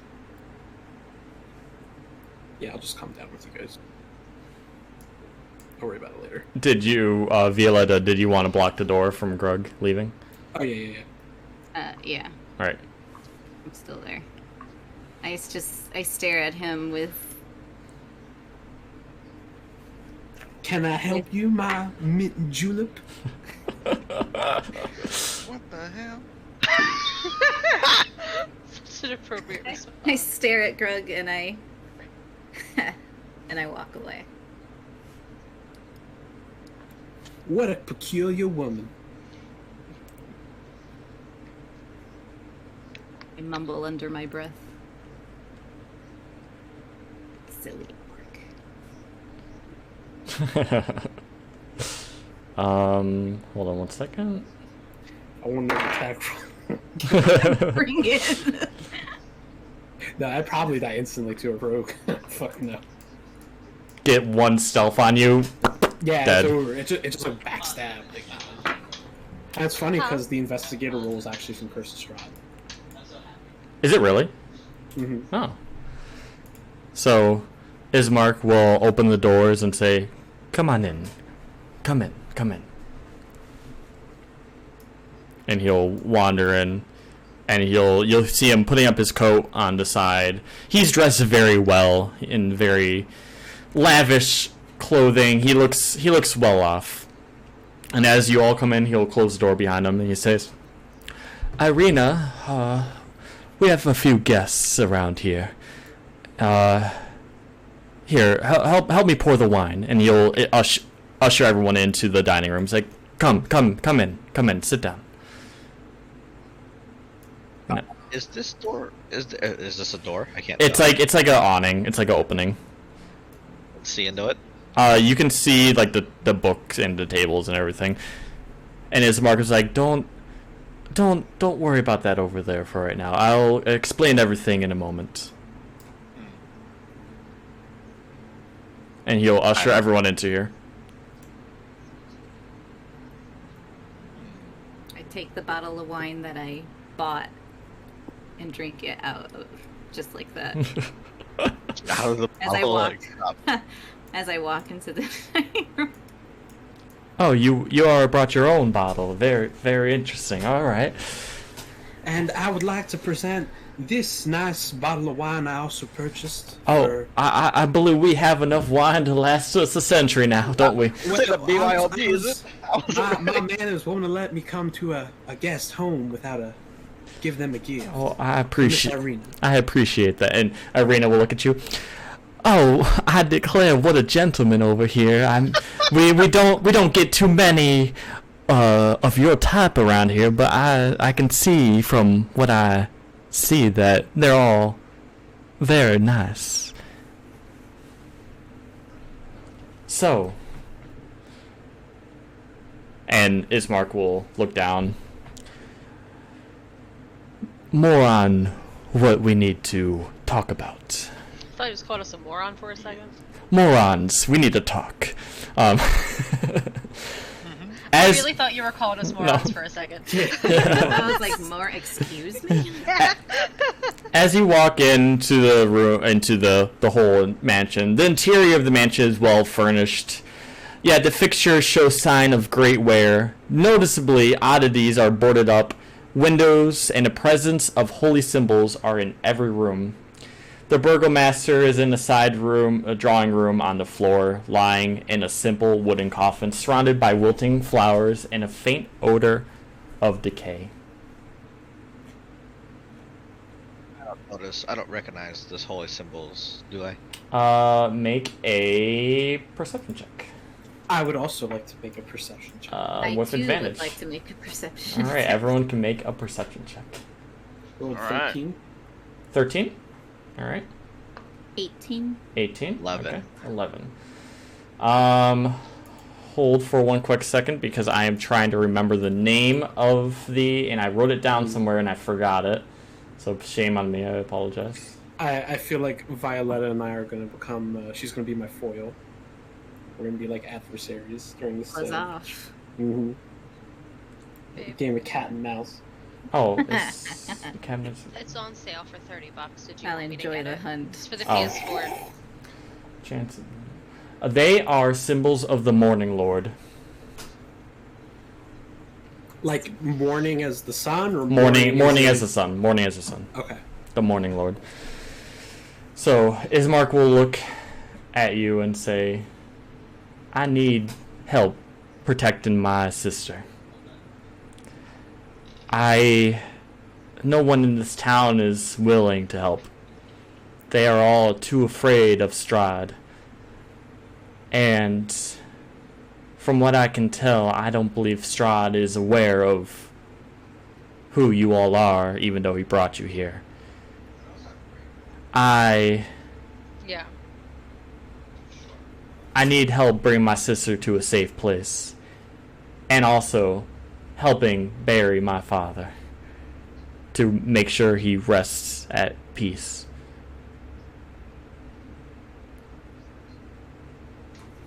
What's stopping you from letting your father rest at peace? We need to bring him to the church. Huh. And the church is across the way, and I'm afraid that if we bring him to the church right now, we may be attacked. I don't want to take that chance. And who would want to harm you and your sister? The only name that I brought up before, Strahd. Strahd. Yes, of course. He is the lord of this land, correct? As I look through my notes.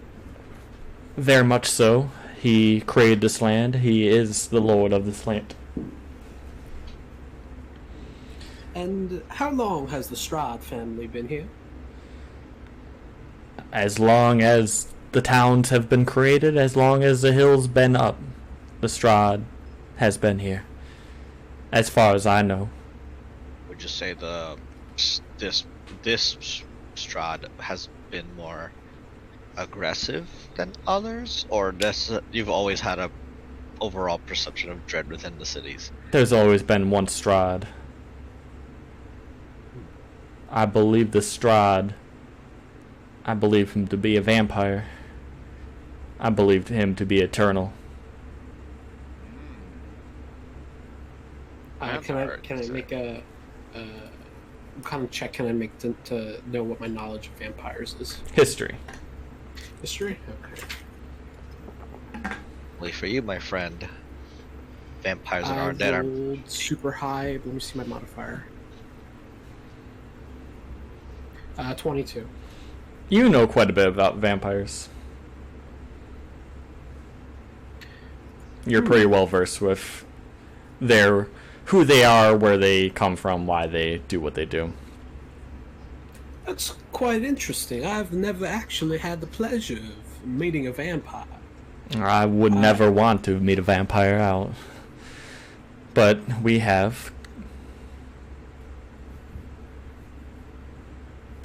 Violetta drinks the entire bottle of wine and slams it on the table. Ismark will look at you and say, ma'am, are you alright? Oh yes, it was great tasting wine. Indeed it is. The Wizard of Wine does create quite delicious wines around these parts. Does your father need to be read his last rites as well? Yes, he needs to be laid at rest and have a proper burial at the cemetery. Sir Donovich, our local priest, has been dealing with quite a few things of recent times, and I quite concerned about him as well. We're unsure about who or what is causing him such dread, but he hasn't been himself in the past few months. We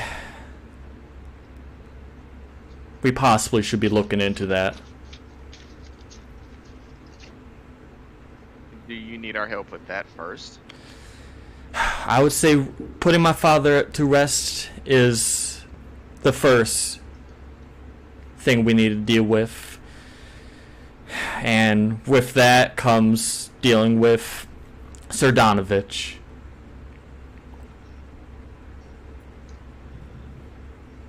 Well, to introduce myself, my name is Lucas Gray. Nice to meet you, Mr. Uh, Gray. I am a priest of Kelemvor. It is my job to perform the last rites for those ready to pass on. I would offer my services to you. Well, that would be much appreciated. And everyone else around the table? Who do I have the pleasure?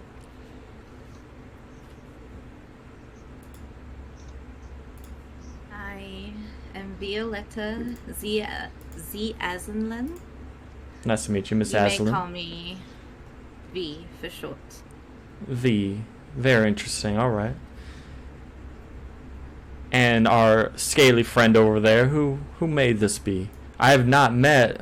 What do you call yourself? You're very interesting looking. Glad you agree. My name is Merlin. Merlin. And are you of a lizard type? Are you like part iguana? What are you? I am dragon. You a dragon now. I am dragonborn. The dragons are real. I've only read about them in storybooks. Well, it's a pleasure, Mr. Dragon. It's quite the honor. And to the lovely lady sitting to my left, who are you? My name is Vega. Vega. Very interesting. And I had the pleasure of meeting your detective friend already. He is quite talkative. Oh yeah, he talks a lot. Very. It is true. I'd rather share words than fists. Well, he takes good notes. I wish I can say the same about these parts, but we may be sharing more fists than words along our travels.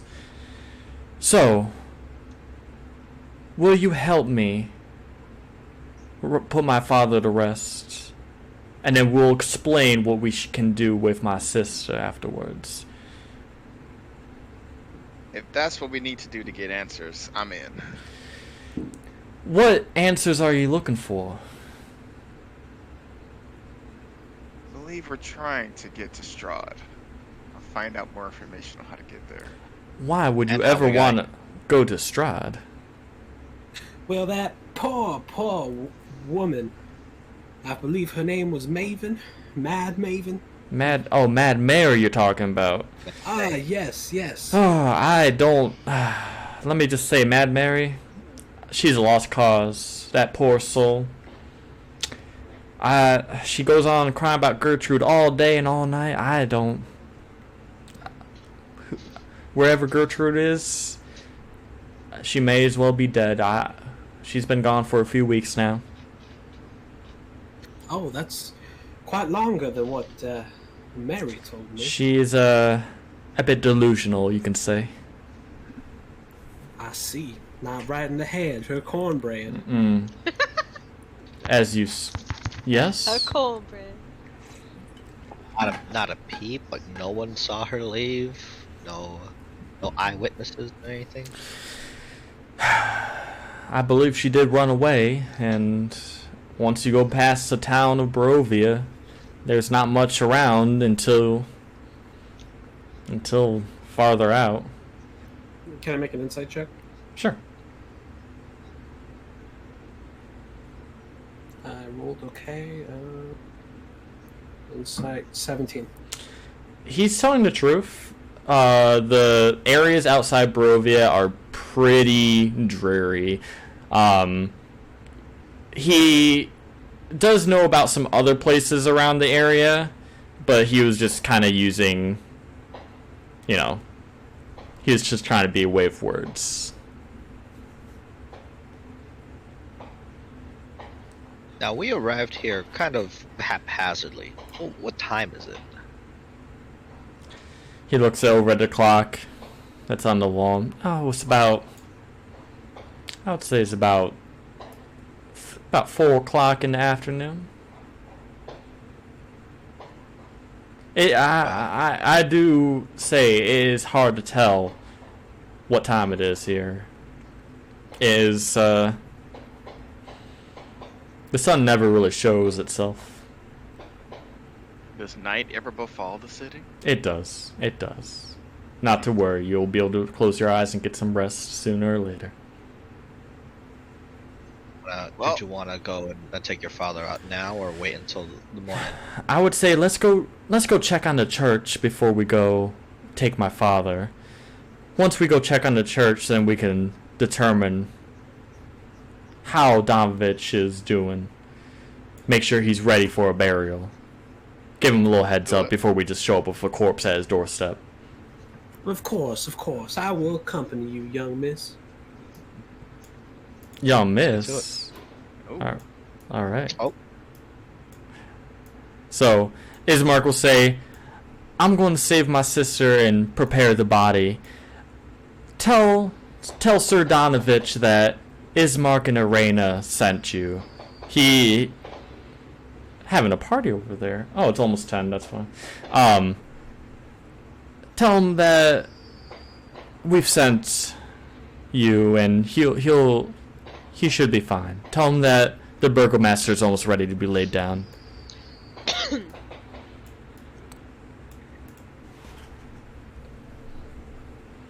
Wait, sorry, there are fireworks. Did he say? Ismark just said to say that you were sent by Ismark and Arena. And then he points. The church is just straight up the road. Just go one direction up north, you'll see it. It's a big towering steeple over there. All right. Let's do it.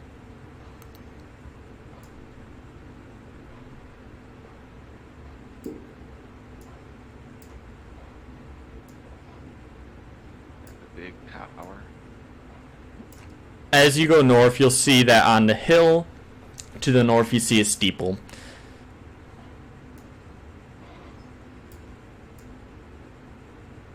Okay, back away. We're going north. Lee. And to your left, you'll see the church. Aha! Can I, like, go investigate the coffin just to, like, look at it? Make a stealth check if you're going to do that. You have the same idea as me. 24? Alright, go on and go check it out. Okay, can I make a stealth check to follow? You already left. You already You left! I was too hasty. Alright. Well, I would like to go back in. Well, for what reason are you going back in? The door is closed behind you.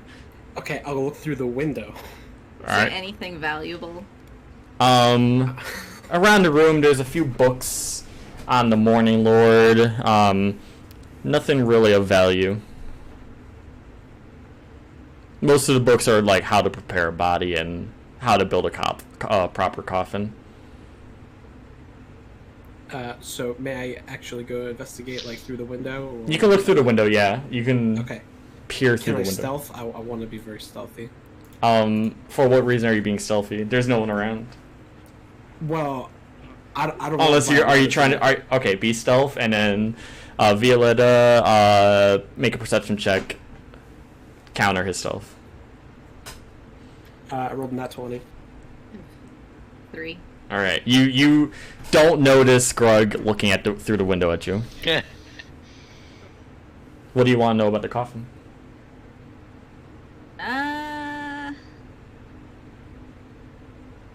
Wanna open the casket to see if, like, there's any jewels or anything.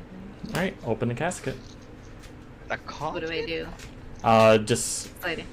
you'll open up the coffin and you'll see the decaying corpse of the late Burgomaster.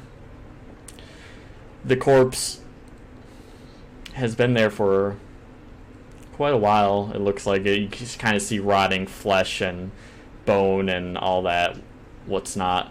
And there's not that much jewelry on him. He's in kind of nice dress clothes, but there's really no jewelry about him.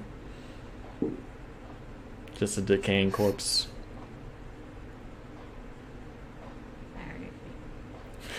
I just stare at the corpse, and I nod my head to it, close the casket, and I'll leave the area.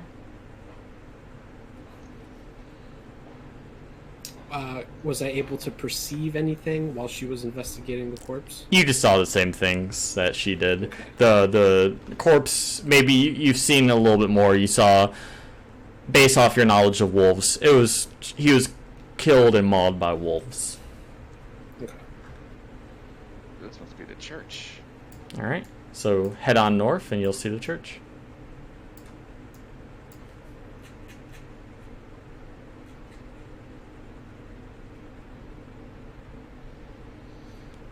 Get off my ass, Lee. No.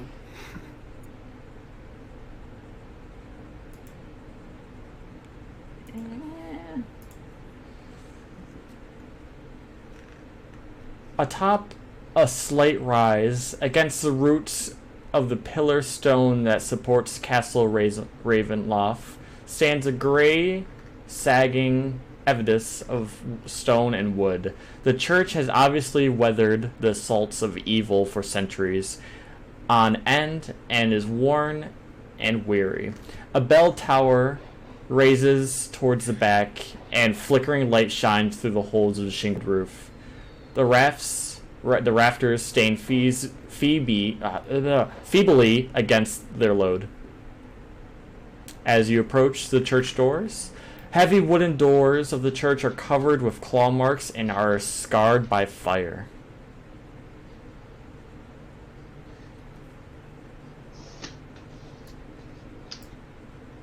Knock. Hello? Is anyone there? It's okay. As you knock, you don't hear anything. You just hear the slight sounds of prayer and of something else. But as you knock, the door kind of slowly opens up.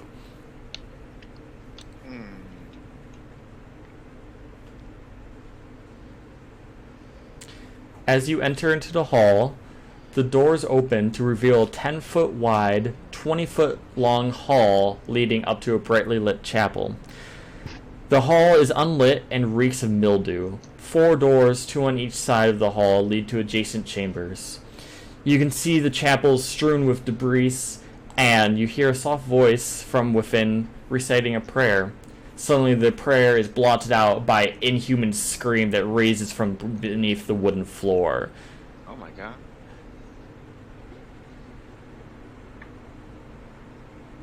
I walk out and I call out, Father Donovich, are you here? Father Donovich looks up from his prayer and turns around and says, "Hello, how can I help you?"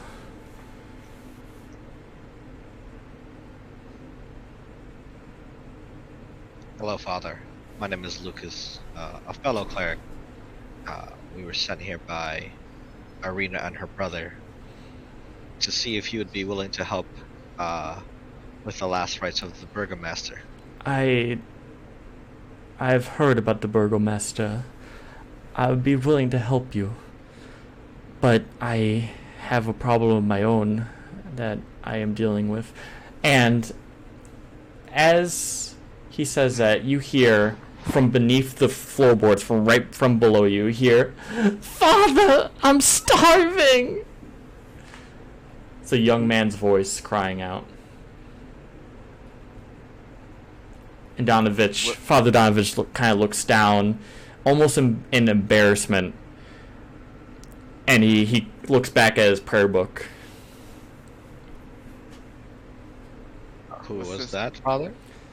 That was my son.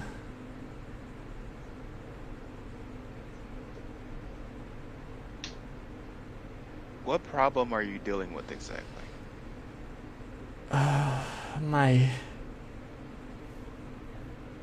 My son is... It has been cursed. And I need to help him. And I am unsure how. I prayed to the Morning Lord, and he does not answer my prayers.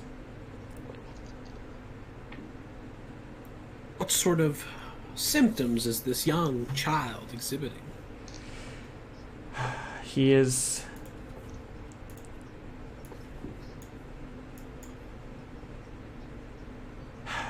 He is constantly asking for food, but I can never fulfill. He is becoming more pale, and I don't know what to do with him. Oh. I feel as if he may be dying. So are you saying you feed him and he doesn't get full? I try feeding him bread and he never is full. Can I Grug, make a I think we have a vampire. history check to see if I know what he's talking about? Make a history check. I think we have a vampire. 13. With a 13, you I'll make a history check. you feel like you know what it is, but you can't put your finger on it. I got a natural 20 on mine. What were you discovering? That So I'm trying to do a history check on the symptoms he's describing to see if I can match it to anything. you believe it's a vampire. Yes. Damn. Good. Can I make an insight check to see if he's being truthful? Yes. Natural 20. He is being truthful. What? He is being 100% truthful. You. That one was just the bad one. Well, Greg, it looks like we have a vampire on our hands. That is Symptom. impossible. How Oh, could... does your church not believe in vampires? Oh no, obviously vampires are real, but how could my Doru become a vampire? Well, Well, Maybe he's been bitten. yeah. yes. It Have sounds you like checked that in?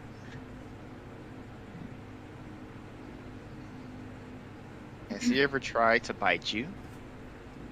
No, he has never tried to bite me. Have you looked at his body for any signs of illness or disease and Well- noticed holes in him? I haven't noticed any holes, but he does look very unwell. I don't know. Is there anything you can do to help him?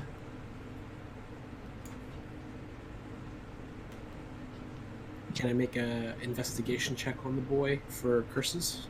If you wish. He is down in the cellar. I was able to lure him down there, and I've tried to ask so many people around town, but no one's willing to help me.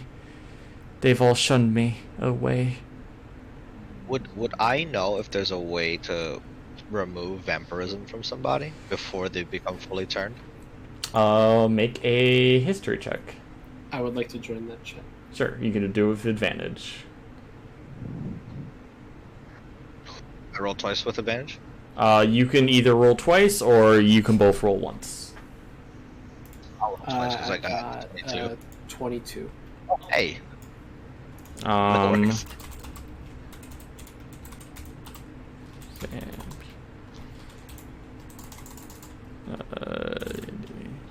let me just see if you know.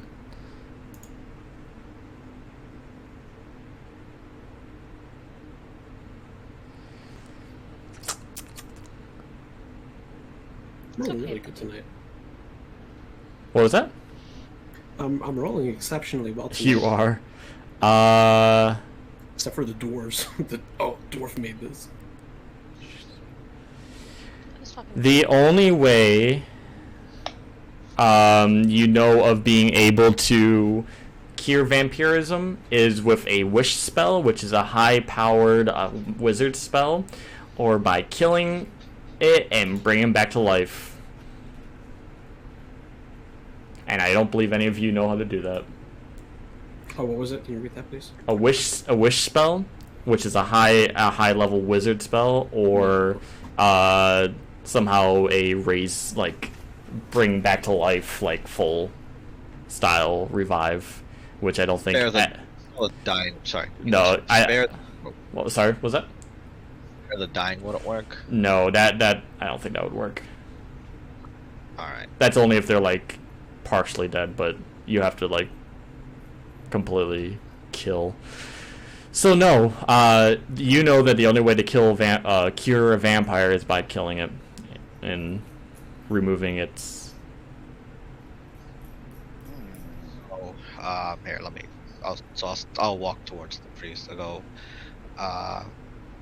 Father, this is a specialty of mine. In some circles, I'm known as a undead hunter. This is what I do for a living. The condition that your son is in, we believe he's slowly but surely turning into a vampire. And you can either let him slowly die and fully transform, or we could give him a peaceful path to the afterlife. I believe this would be up to you. I believe a peaceful path would be the best way. I don't want him to go, but it's been like this for a while, and I believe there's no other way. I can't promise he's willing to accept his own life being taken from him, but you're more than willing to convince him. And he'll point down. The way to the cellar is the last door on the right. And he sits down on the bench, and you can see him starting to cry. With the I had before, do I have a or at least a knowledge that he won't turn into a vampire if we do it this way? You're unsure. You haven't seen him yet. Oh, well, so let's go take a look. Where was he? All right, I'm gonna take everyone to the cellar. Yep. So, cellar is down here. Down this way, okay.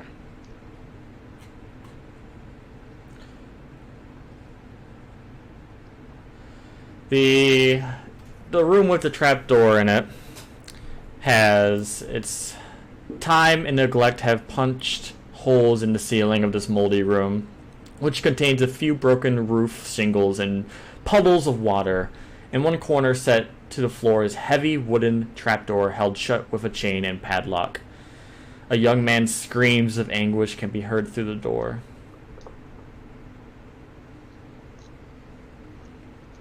Let's go Alright, inside. let's go investigate. Father Donovich will hand Violetta a key to unlock the padlock. There you go, my child. I wish you well. And he goes back with tears in his eyes. Violetta stares at the key and hands it to Vega and steps back out of the room.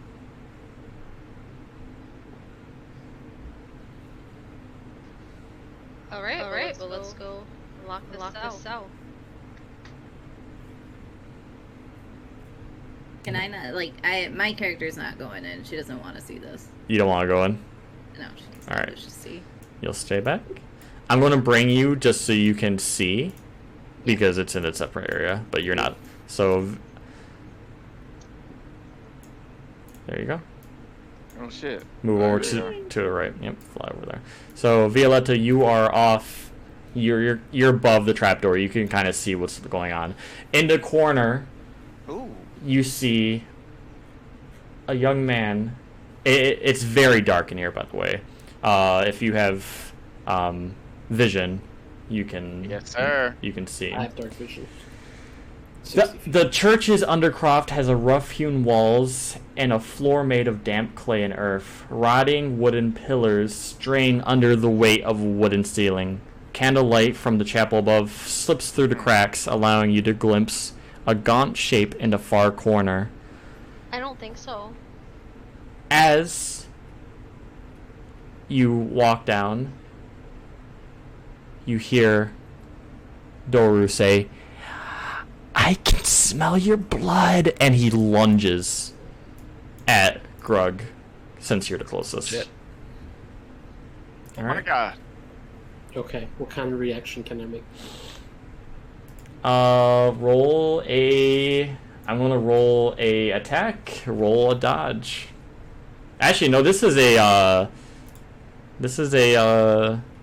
from stealth, so... Since you didn't expect him to attack, so good luck.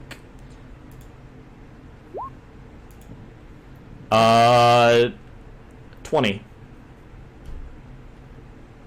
Like nat 20 or? Nat 20. Oh wait, no, it's not nat 20. 14 plus 6. Okay. Yeah, that is. Alright. And he does 7 damage of slashing to you. Yikes. Damn. I'm casting my cantrip right now. Alright. So he slashed you. You can back away 1 square if you would like. And you notice that he is actually chained to the wall. Or to the pillar right here. Okay. Alright. What would you like to do? Seems Actually, my curiosity's Lucas. got the better of me. I will retreat for the time being. Lucas, how do you think we should handle this vampire? I mean, are we sure he's a vampire? He said he can smell our blood. I wish you- to look upon the boy and gaze at his true features. Do you have dark vision? Yes, I mean, like, can I make a check on him? Like Yes. An investigation? Or... Yes, you can make an investigation. I'll make one too. 16? 17. What would you like to know about him? Features. Features? Yeah. He he is in kind of very dreary clothing, barely like a loincloth on him. You can almost see fangs on his teeth. All blood is drained from his face. Oily hair and long nails. Yeah, I think this is a vampire, guys. I can actually share a picture of him if you like. Look on the stream. Yeah. Okay, let me see. I look at Dora and I go, "Do you recognize my voice?" Do you see him? Oh, this is a vampire. Yeah.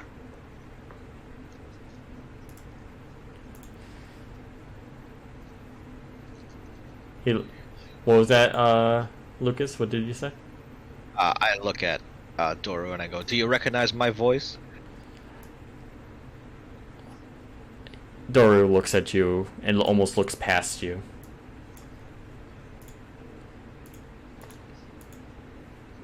But he's staring in your direction right now. We don't know what Strahd looks like, right? Do you remember being attacked? I know what I want to taste. I want to taste your blood.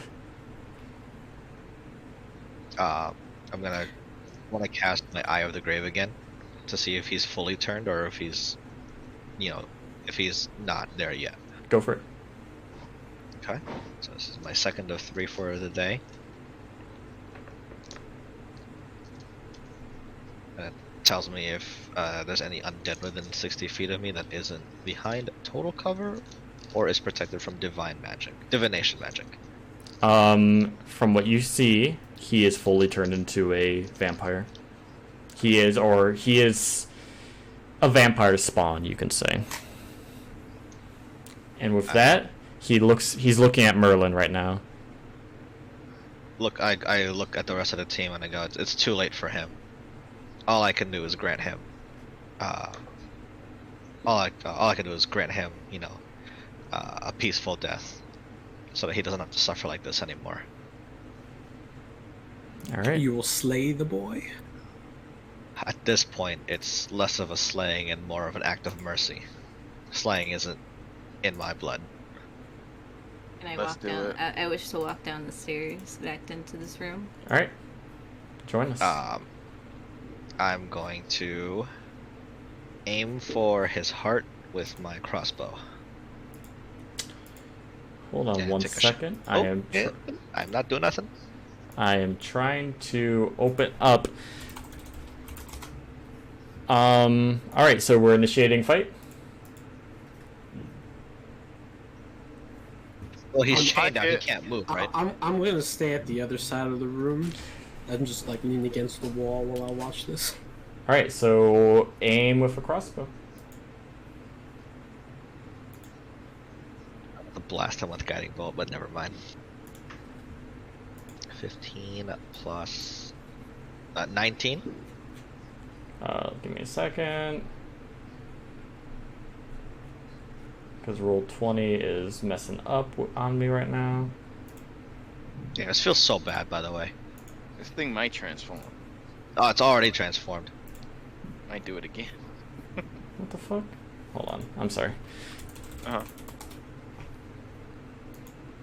That's what I just said. He's already. It's too late for him. He's gone. Yeah, he did a check on him, and he saw that he's been formed. Yeah, I have a spell that lets me tell if something's undead, or if they're nearby, I should say. So I used one when we first landed to make sure we weren't ambushed when we first woke up, and this is my second one of 3. I gotta refresh roll 20 really quick.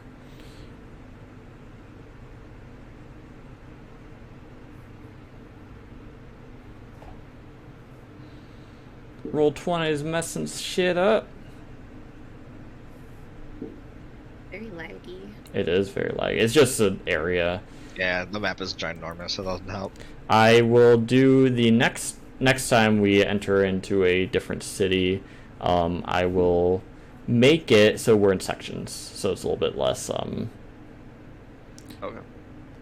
But honestly, this is the same size as Phandelven. Literally the same size. I use almost the same map, which is strange. Stay hydrated, friends.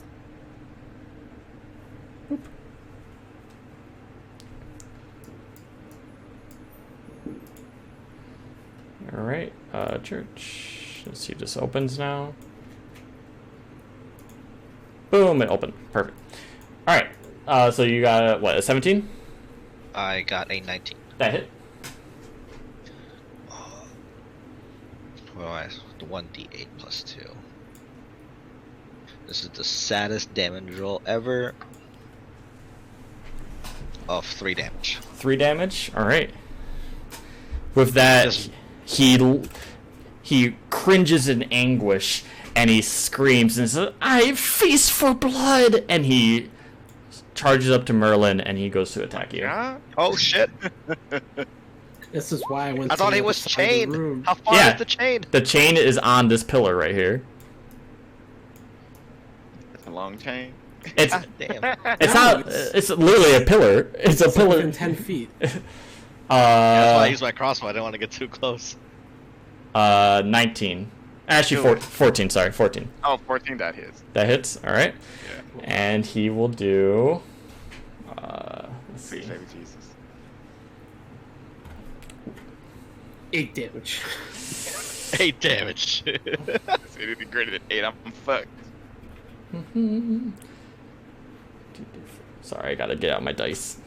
Oh, I couldn't even cast my cantrip. Wait, do we have a fight order here? We will in 1 second. We weren't supposed to, but you were in range. Here we go. What is it?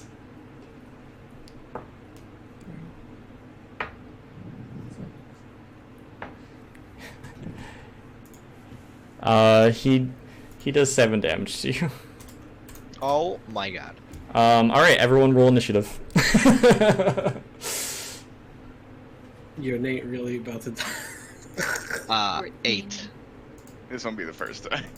Oh, initiative? Let me see. I rolled a 0. a nat 0. Wow. I rolled a 1 minus 1.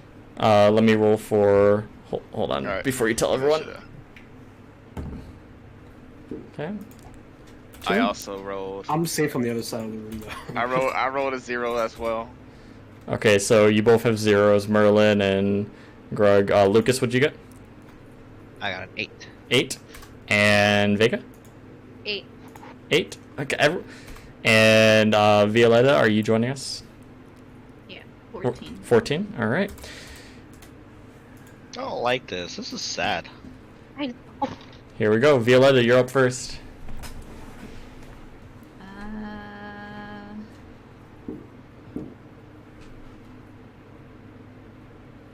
I will move here. 5. Here. Fine. And I'll throw my dagger. All right. So. Wow. 9. 9 damage. Oh, 9. 9 nope, to that hit. that does not hit. Damn. Oh, hell The no. man's Let me chained. let me get out of here. All right. Next up is Vega. Unless, did you have a bonus action, Violetta? The bonus section says 2 weapon fighting. Oh, that means Oh, since you have a dagger in each hand, you can attack twice with each. Then I wish to attack twice. You are not in range. You must go closer. Damn it. Yeah. You can walk a little bit closer if you want. There we go. I'll go right here. All right. But then what do I roll? Just Both roll. daggers? Just roll your attack. Roll one of the daggers For the damage or for the hit? for the hit. Okay. Yeah, roll hit on each one. Alright, well, I was just checking. Good. 13. 13 does not hit. No. Jesus Oh, Christ. hell no. Oh, hell no. And you can pick up your other dagger. Merlin looks over I concerned. retrieve my other Wait, what did I miss just now? Vega, you're up. 13 does not hit on this thing. Jesus Christ. Merlin is visibly concerned. You said you wanted it harder. You did say that, Yeah. Not only is the story sad, but it's about to be sadder when this guy kills you. Alright, Vega, show us what you got. First fight's already sweaty.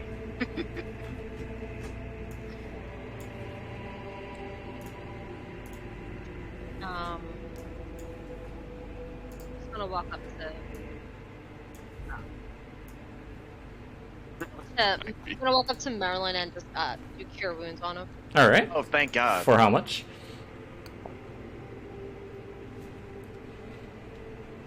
Oh wow.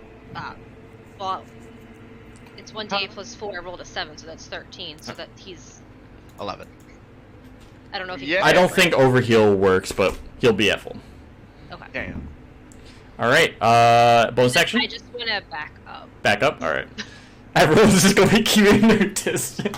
Lucas, you're up. I'm looking at Merlin. Merlin's Like, God like, damn it! Stay Merlin's like, back! where are you going? Everyone's running away. I re-roll. I reload my crossbow and roll a natural 20. Ooh, double Oh, damage. Yeah, hit him. Okay. Crit his ass. Help me. Let me use the other dice because the other one rolled a 1. That's not bad. 2 plus 2 is 4 times 2 is 8. 8 damage. Okay, Yep. there we go. All right. Yes. All right. Bonus action.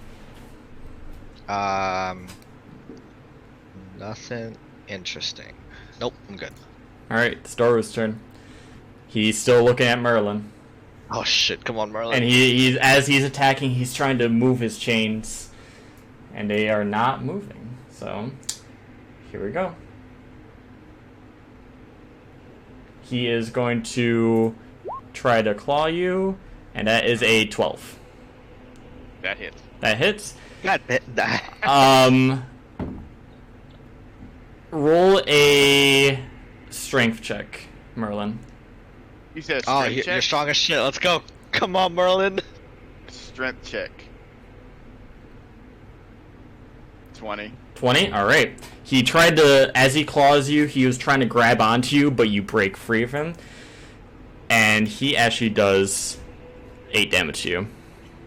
Oh my god. Has this been real? You are at 0. You are now on the edge of life. Grug, you're up. Yes, let's go. All right, I'm gonna sit back and relax against the wall, and I'm just gonna move a little bit. Yeah, right there, because I have a nice little line of sight on Doru. And I'm gonna cast Firebolt. Not Fireball. Firebolt. Okay, I was like, did you see my face? It's a mote of fire, okay? All right. It's a tiny little flame that. Yeah. Uh-huh. Ian, tell me the rules on it before I do it, just in case. No. No, that fireball would have been hitting everyone in this area, but I'll let your little flame. Okay, because it's like a really minute flame. Let's go. Boop. So yeah, I'm gonna shoot it right at Doru. All right.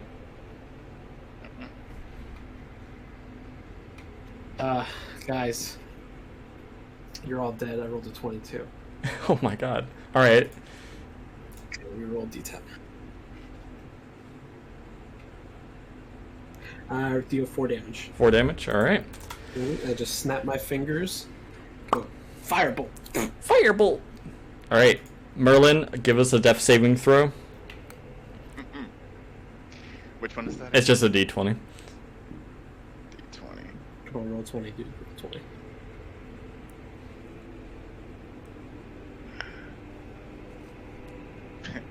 I got a 6. All right, that's you are getting closer to the edge of death. All right, Violetta, you're up. Merlin sees a light in the distance. This ship has only felt so short for so long. Okay, I will roll to hit for my dagger again. And you can attack twice with your dagger. Remember. Jump. Wait, is it a sneak attack because Merlin's right there? No, Doru's aware of Violetta. Oh, okay. I don't know how sneak attack works. I just wanted to say that. 21. 21 that hits. 8 damage. 8 damage. All right, then roll the other one.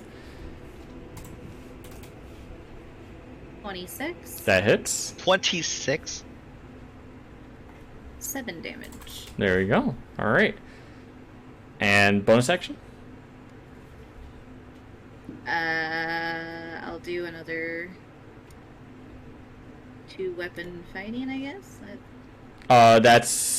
I don't understand the bonus action for You already this. did that. Yeah. So like, You already did that. I can't do so that just doesn't count as a bonus action. No, It's just so normal you fighting. just so the way 2-weapon fighting works is you roll once to attack, and if you hit with that attack, you roll like so. Say for example, like let me pull up your chart.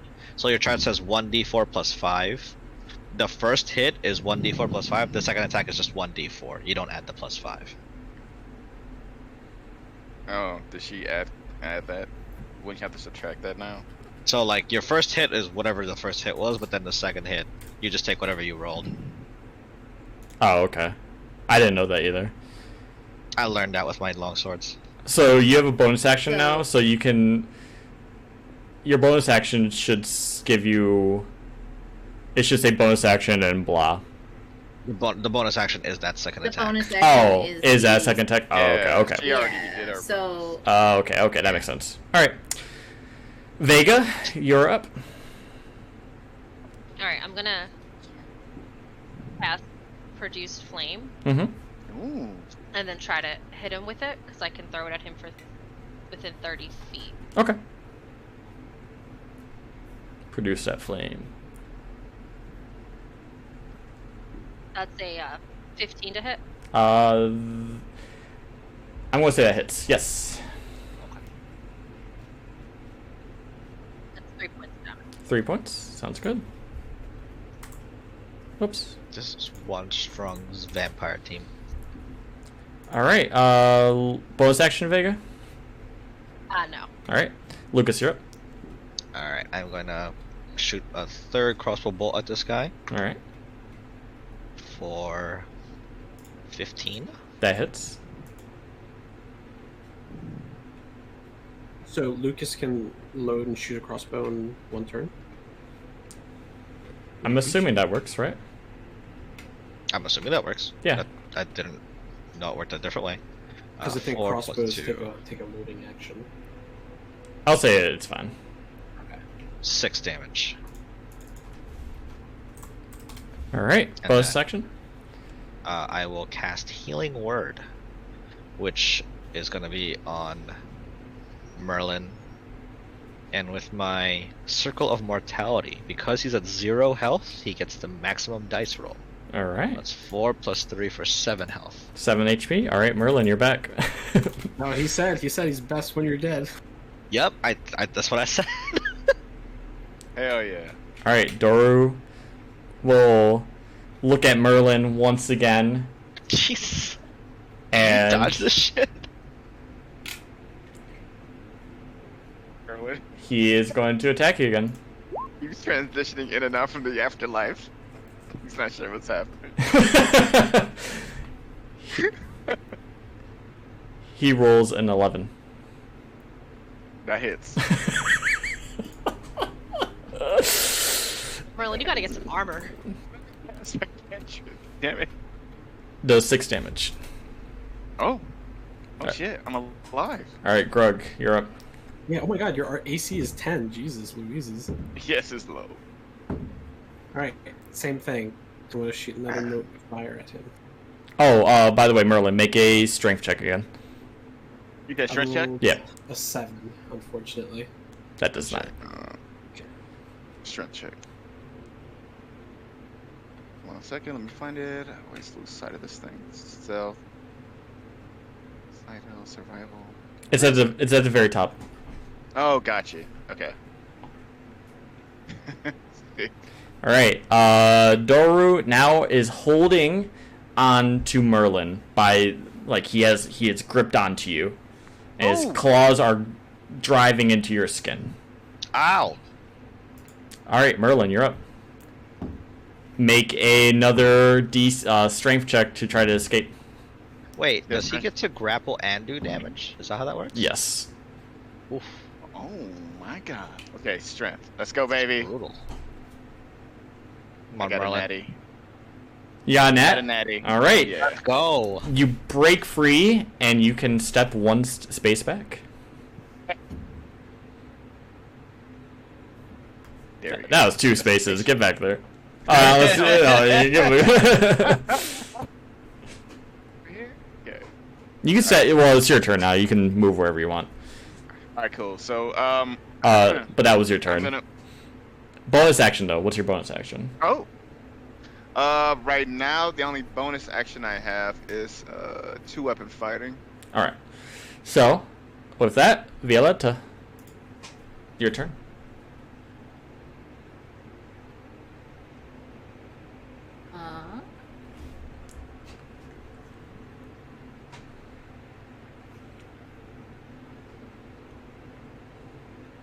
Merlin's not sure what happened in these past 3 minutes, but You're. Whoa. Just attack with my Whoa. greater Stating armor. fact. Whoa. What was that? 23 That hits. with an 8 damage. 8 damage. Perfect. Second dagger. 22. That hits. Then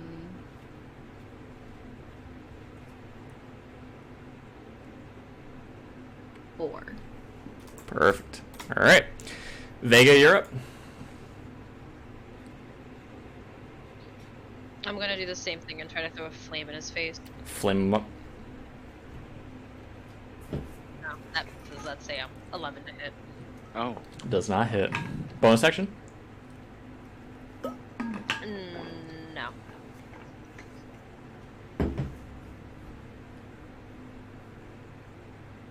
All right, Lucas, you're up. Well, I am. Merlin's out of immediate danger, so we're just rolling again. What's that black dice? 21. That hits.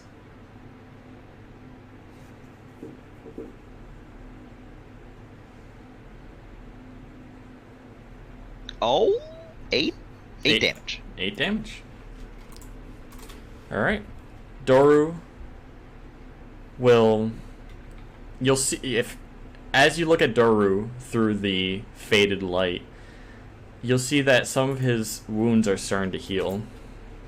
Oh my god. And they like, he is as if his wounds are closing in back on themselves, and he He's a is vampire. regaining strength. Jesus Christ, alright, this might be not even worth it. He looks at Violetta, and he goes to attack. 16. That hits. All right. He does 10 damage. Also, yeah. There you go, 10 damage. Violetta is now on the ground. You're muted, by the way. Violetta is on the ground and fighting for her life. Grug, you're up. Okay. I want to look at my wound. How bad was I hurt? You were hurt pretty bad. He clawed you across the chest. Am I bleeding? There's a little bit of blood. Okay. I wanna rip a little bit of my fine shirt, and I want to soak it up in like a lot of good juice coming out of me. Make it nice bloody. All right. Mm-hmm. And then I'm gonna walk over.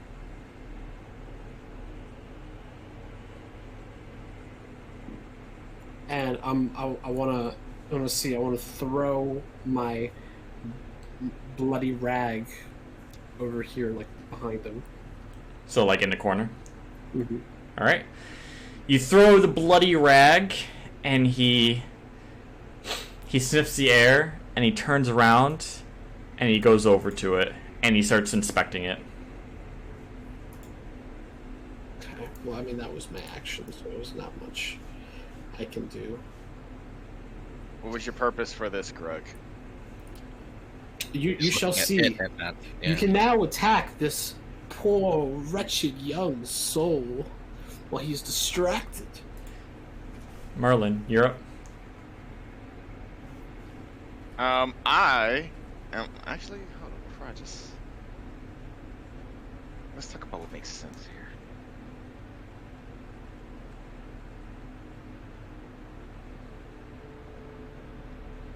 All your shit is melee. Oh, melee. Big fan. Ugh. If only it helped here. Do you have anything you can throw at him? Like a weapon or something? I wonder if I knew. So how does healing work for this thing? Like, Make a does he history just check. does he just get a okay? 4. Actually, you made a really good history check on vampires before, so I'm gonna include that. With that, you know that vampires have advanced regeneration.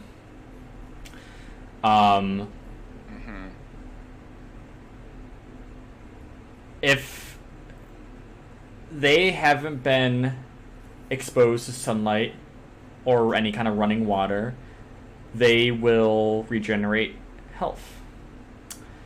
But you know what stops this is... Wait.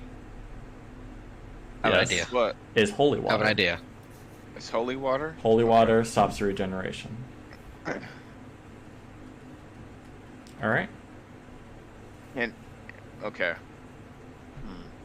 So that didn't count as my action, did it? Nope. Okay, cool. Then what I am going to do is actually not attack, but I'm going to back up next to Vega. See if she can heal me. If that's what she chooses. But I'm going to be in this area. All right. I have That's one my more turn. spot yet. I can guarantee no heals. We have one slot. Okay, look. All right, guys, look.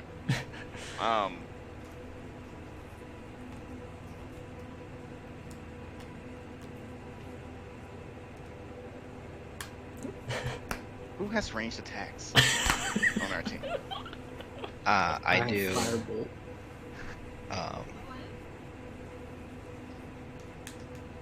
With Firebolt, a spell.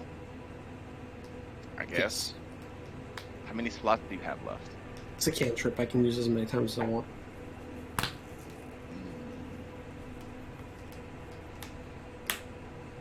I could.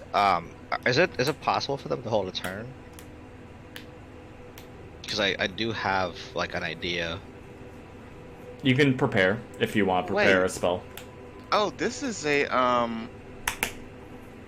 Oh, I can only use that once per short rest. Oof, I might be out of this.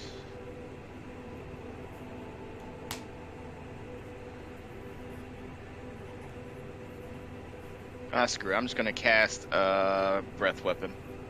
Oh, Ooh. what does that Yeah. do?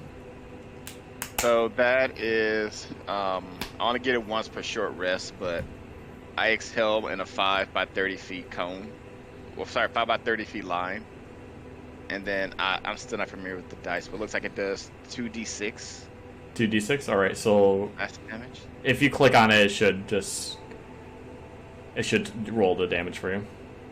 You can choose your action to heal destructive energy. When you use your breath weapon, each creature in the area must. Okay.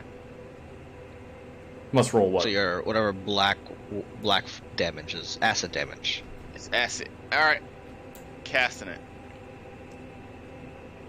8. 8 damage. Yep. What's the roll? What do you mean? Don't. So if you click it, it says like the save he has to beat, which is a 12 dex. Oh, it was plus 8. Sorry, plus the DC for saving throw equals 8 plus your Constitution modifier plus your proficiency bonus. It's on your sheet, John Nate. It's 12. So that it's just a spell, so it just hits, and Ian has to beat a 12 dex. Dex. It has to be Dex. 12 dex, you got 12 Dex. Okay. 16. I beat it. it. So it'll be half of that. So then I take 4 damage. Is that right? Yeah. Okay. 4 damage. So next is Violetta. Please make your saving roll. Oh, why does it only show?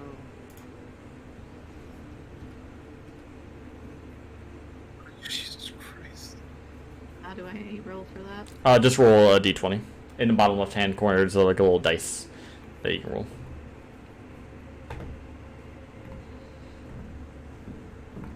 Oh. 10. 10? Alright. That's one save. 2 more in your back. 8 plus con. Vega, you're...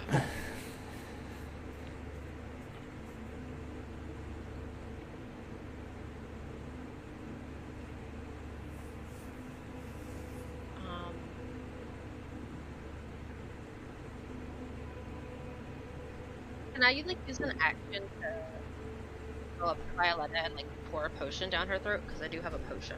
Yeah, you can do it. And then, do I roll for the potion? Since it's there's a new thing I'm doing with potions, is that if you use your main action to do a potion, that it will be the full effect. It will be the full amount. If you use your bonus action for a potion, then you roll. So would you like to use it as your main action or your bonus action? Oh. I guess I'll use it as my bonus action. Okay, so you can roll for that.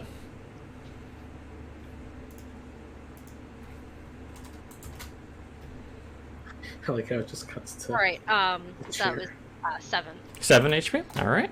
So she's then- filled up. I think Since she's. that's a bonus action, I can still do an attack. Yep, you can still do attack. I like this new rule because it gives you a chance to think about, is it worth the roll, the chance? Yeah. I'll try to do the produce flame again. All right. And roll with advantage since his back is turned. You're welcome. I rolled 2 18s. Well, All right, and then the 8. Oh, 8. 8 damage. And then I have one more spot to move, so I'm going to back up a little. -8. Boom. All right, Lucas, you're up. Okay, I want to try one more thing before I make the call to retreat. I can still see him from here, Mm-hmm. I believe. I want to cast Sacred Flame, which does radiant damage. Okay. It is it's a spell, so it's just a Dex 13 save. What kind of damage is this? Radiant damage. Okay. Merlin, you may be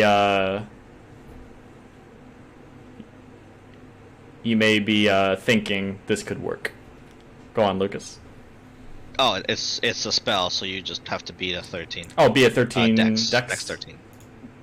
8. Nope. So you take Merlin like it down. 8d8 damage, or Say 1d8 damage. 1d8? Alright. There's 88. two Jesus damage. Christ! You just obliterate Wait, Doru. So it does 2 radiant damage. So, Merlin, with that, seeing the light of God being produced from Lucas spewing across the hall towards Doru, you realize that radiant damage is just as good as holy water. Lucas, do you have a bonus action? I will just take a step back. So I only moved 1 square, so I'll double back here. That's Doru it? is back up. He looks at his wounds, and they're not healing. More blood is just oozing out of them. Oh shit! Let's go. Now's the time. That was helpful. And he Now's the time. lunges back at Violetta. Oh, no. A 7. Thank God. Does not hit. Just by the way, Doru has been rolling with disadvantage this whole time. He would have had a crit if he was rolling with advantage. Oh no. So he misses, and he is trying to claw at you, but the chains just yank him back just enough. Grug, you're up. Okay. I am going to do it again. I'm going to roll Do it for again. my firebolt. 16. That hits. Wow, I do the minimum amount of damage. Let me check how much you use. 1 damage. 1 damage. I was just joking, but alright. 1 damage. Merlin, you're up. That's Concerned. great turn, guys. Good hustle. Merlin, you're up. Go for it. Alright. I am going to. Oh, I can't use that again. That's right. You know? 1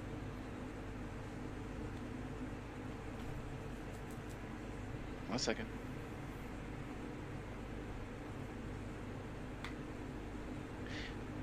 I am actually. Hey, what does this do? Get in there and tag him with your flame sword. Come on, you know you want to. I want to. Do it. Go go go. He's bleeding for once. But I feel like the smart thing to do right now. Let's make sure I get out of here. I am actually going to cast. Run away. How Merlin much- sprouts wings and flies away. How much is each square right here? 5. 5? 5 feet, yep. So he's in 15 feet, is that right? 5, 10, 15, yep. Alright. I am going to actually cast a spell. Oh, I am going to cast Burning Hands. oh. It's gonna And catch you these hold- burning hands. As you hold out your hands with thumbs touching and fingers spread, a thin sheet of flame shoots forth from your outstretched fingertips. Each creature in a 15-foot cone must make a dex saving throw. The Alright. creature takes 3d6 fire damage on a Wait, failed are you? save. Am I in the way? Like 3 of us are in the way. Yeah, you might want to scoot forward just a bit, like up here maybe. Yeah, move a little bit closer, Jode. Otherwise, you'll hit everyone. Yeah, it doesn't just mean bad guys. That. It means everybody. There you go. That should be fun. I wish I could give you, like, little squares of aiming things. Actually, I could. This guy's mad strong. Oh, I see it. I see an arrow. Can you see the arrow I made? Mm-hmm. It's I- in that range? Okay, cool. I think... Alright. Yeah, that should be fine. Can we do that or no? On the left-hand side, do you see a little ruler? Yeah.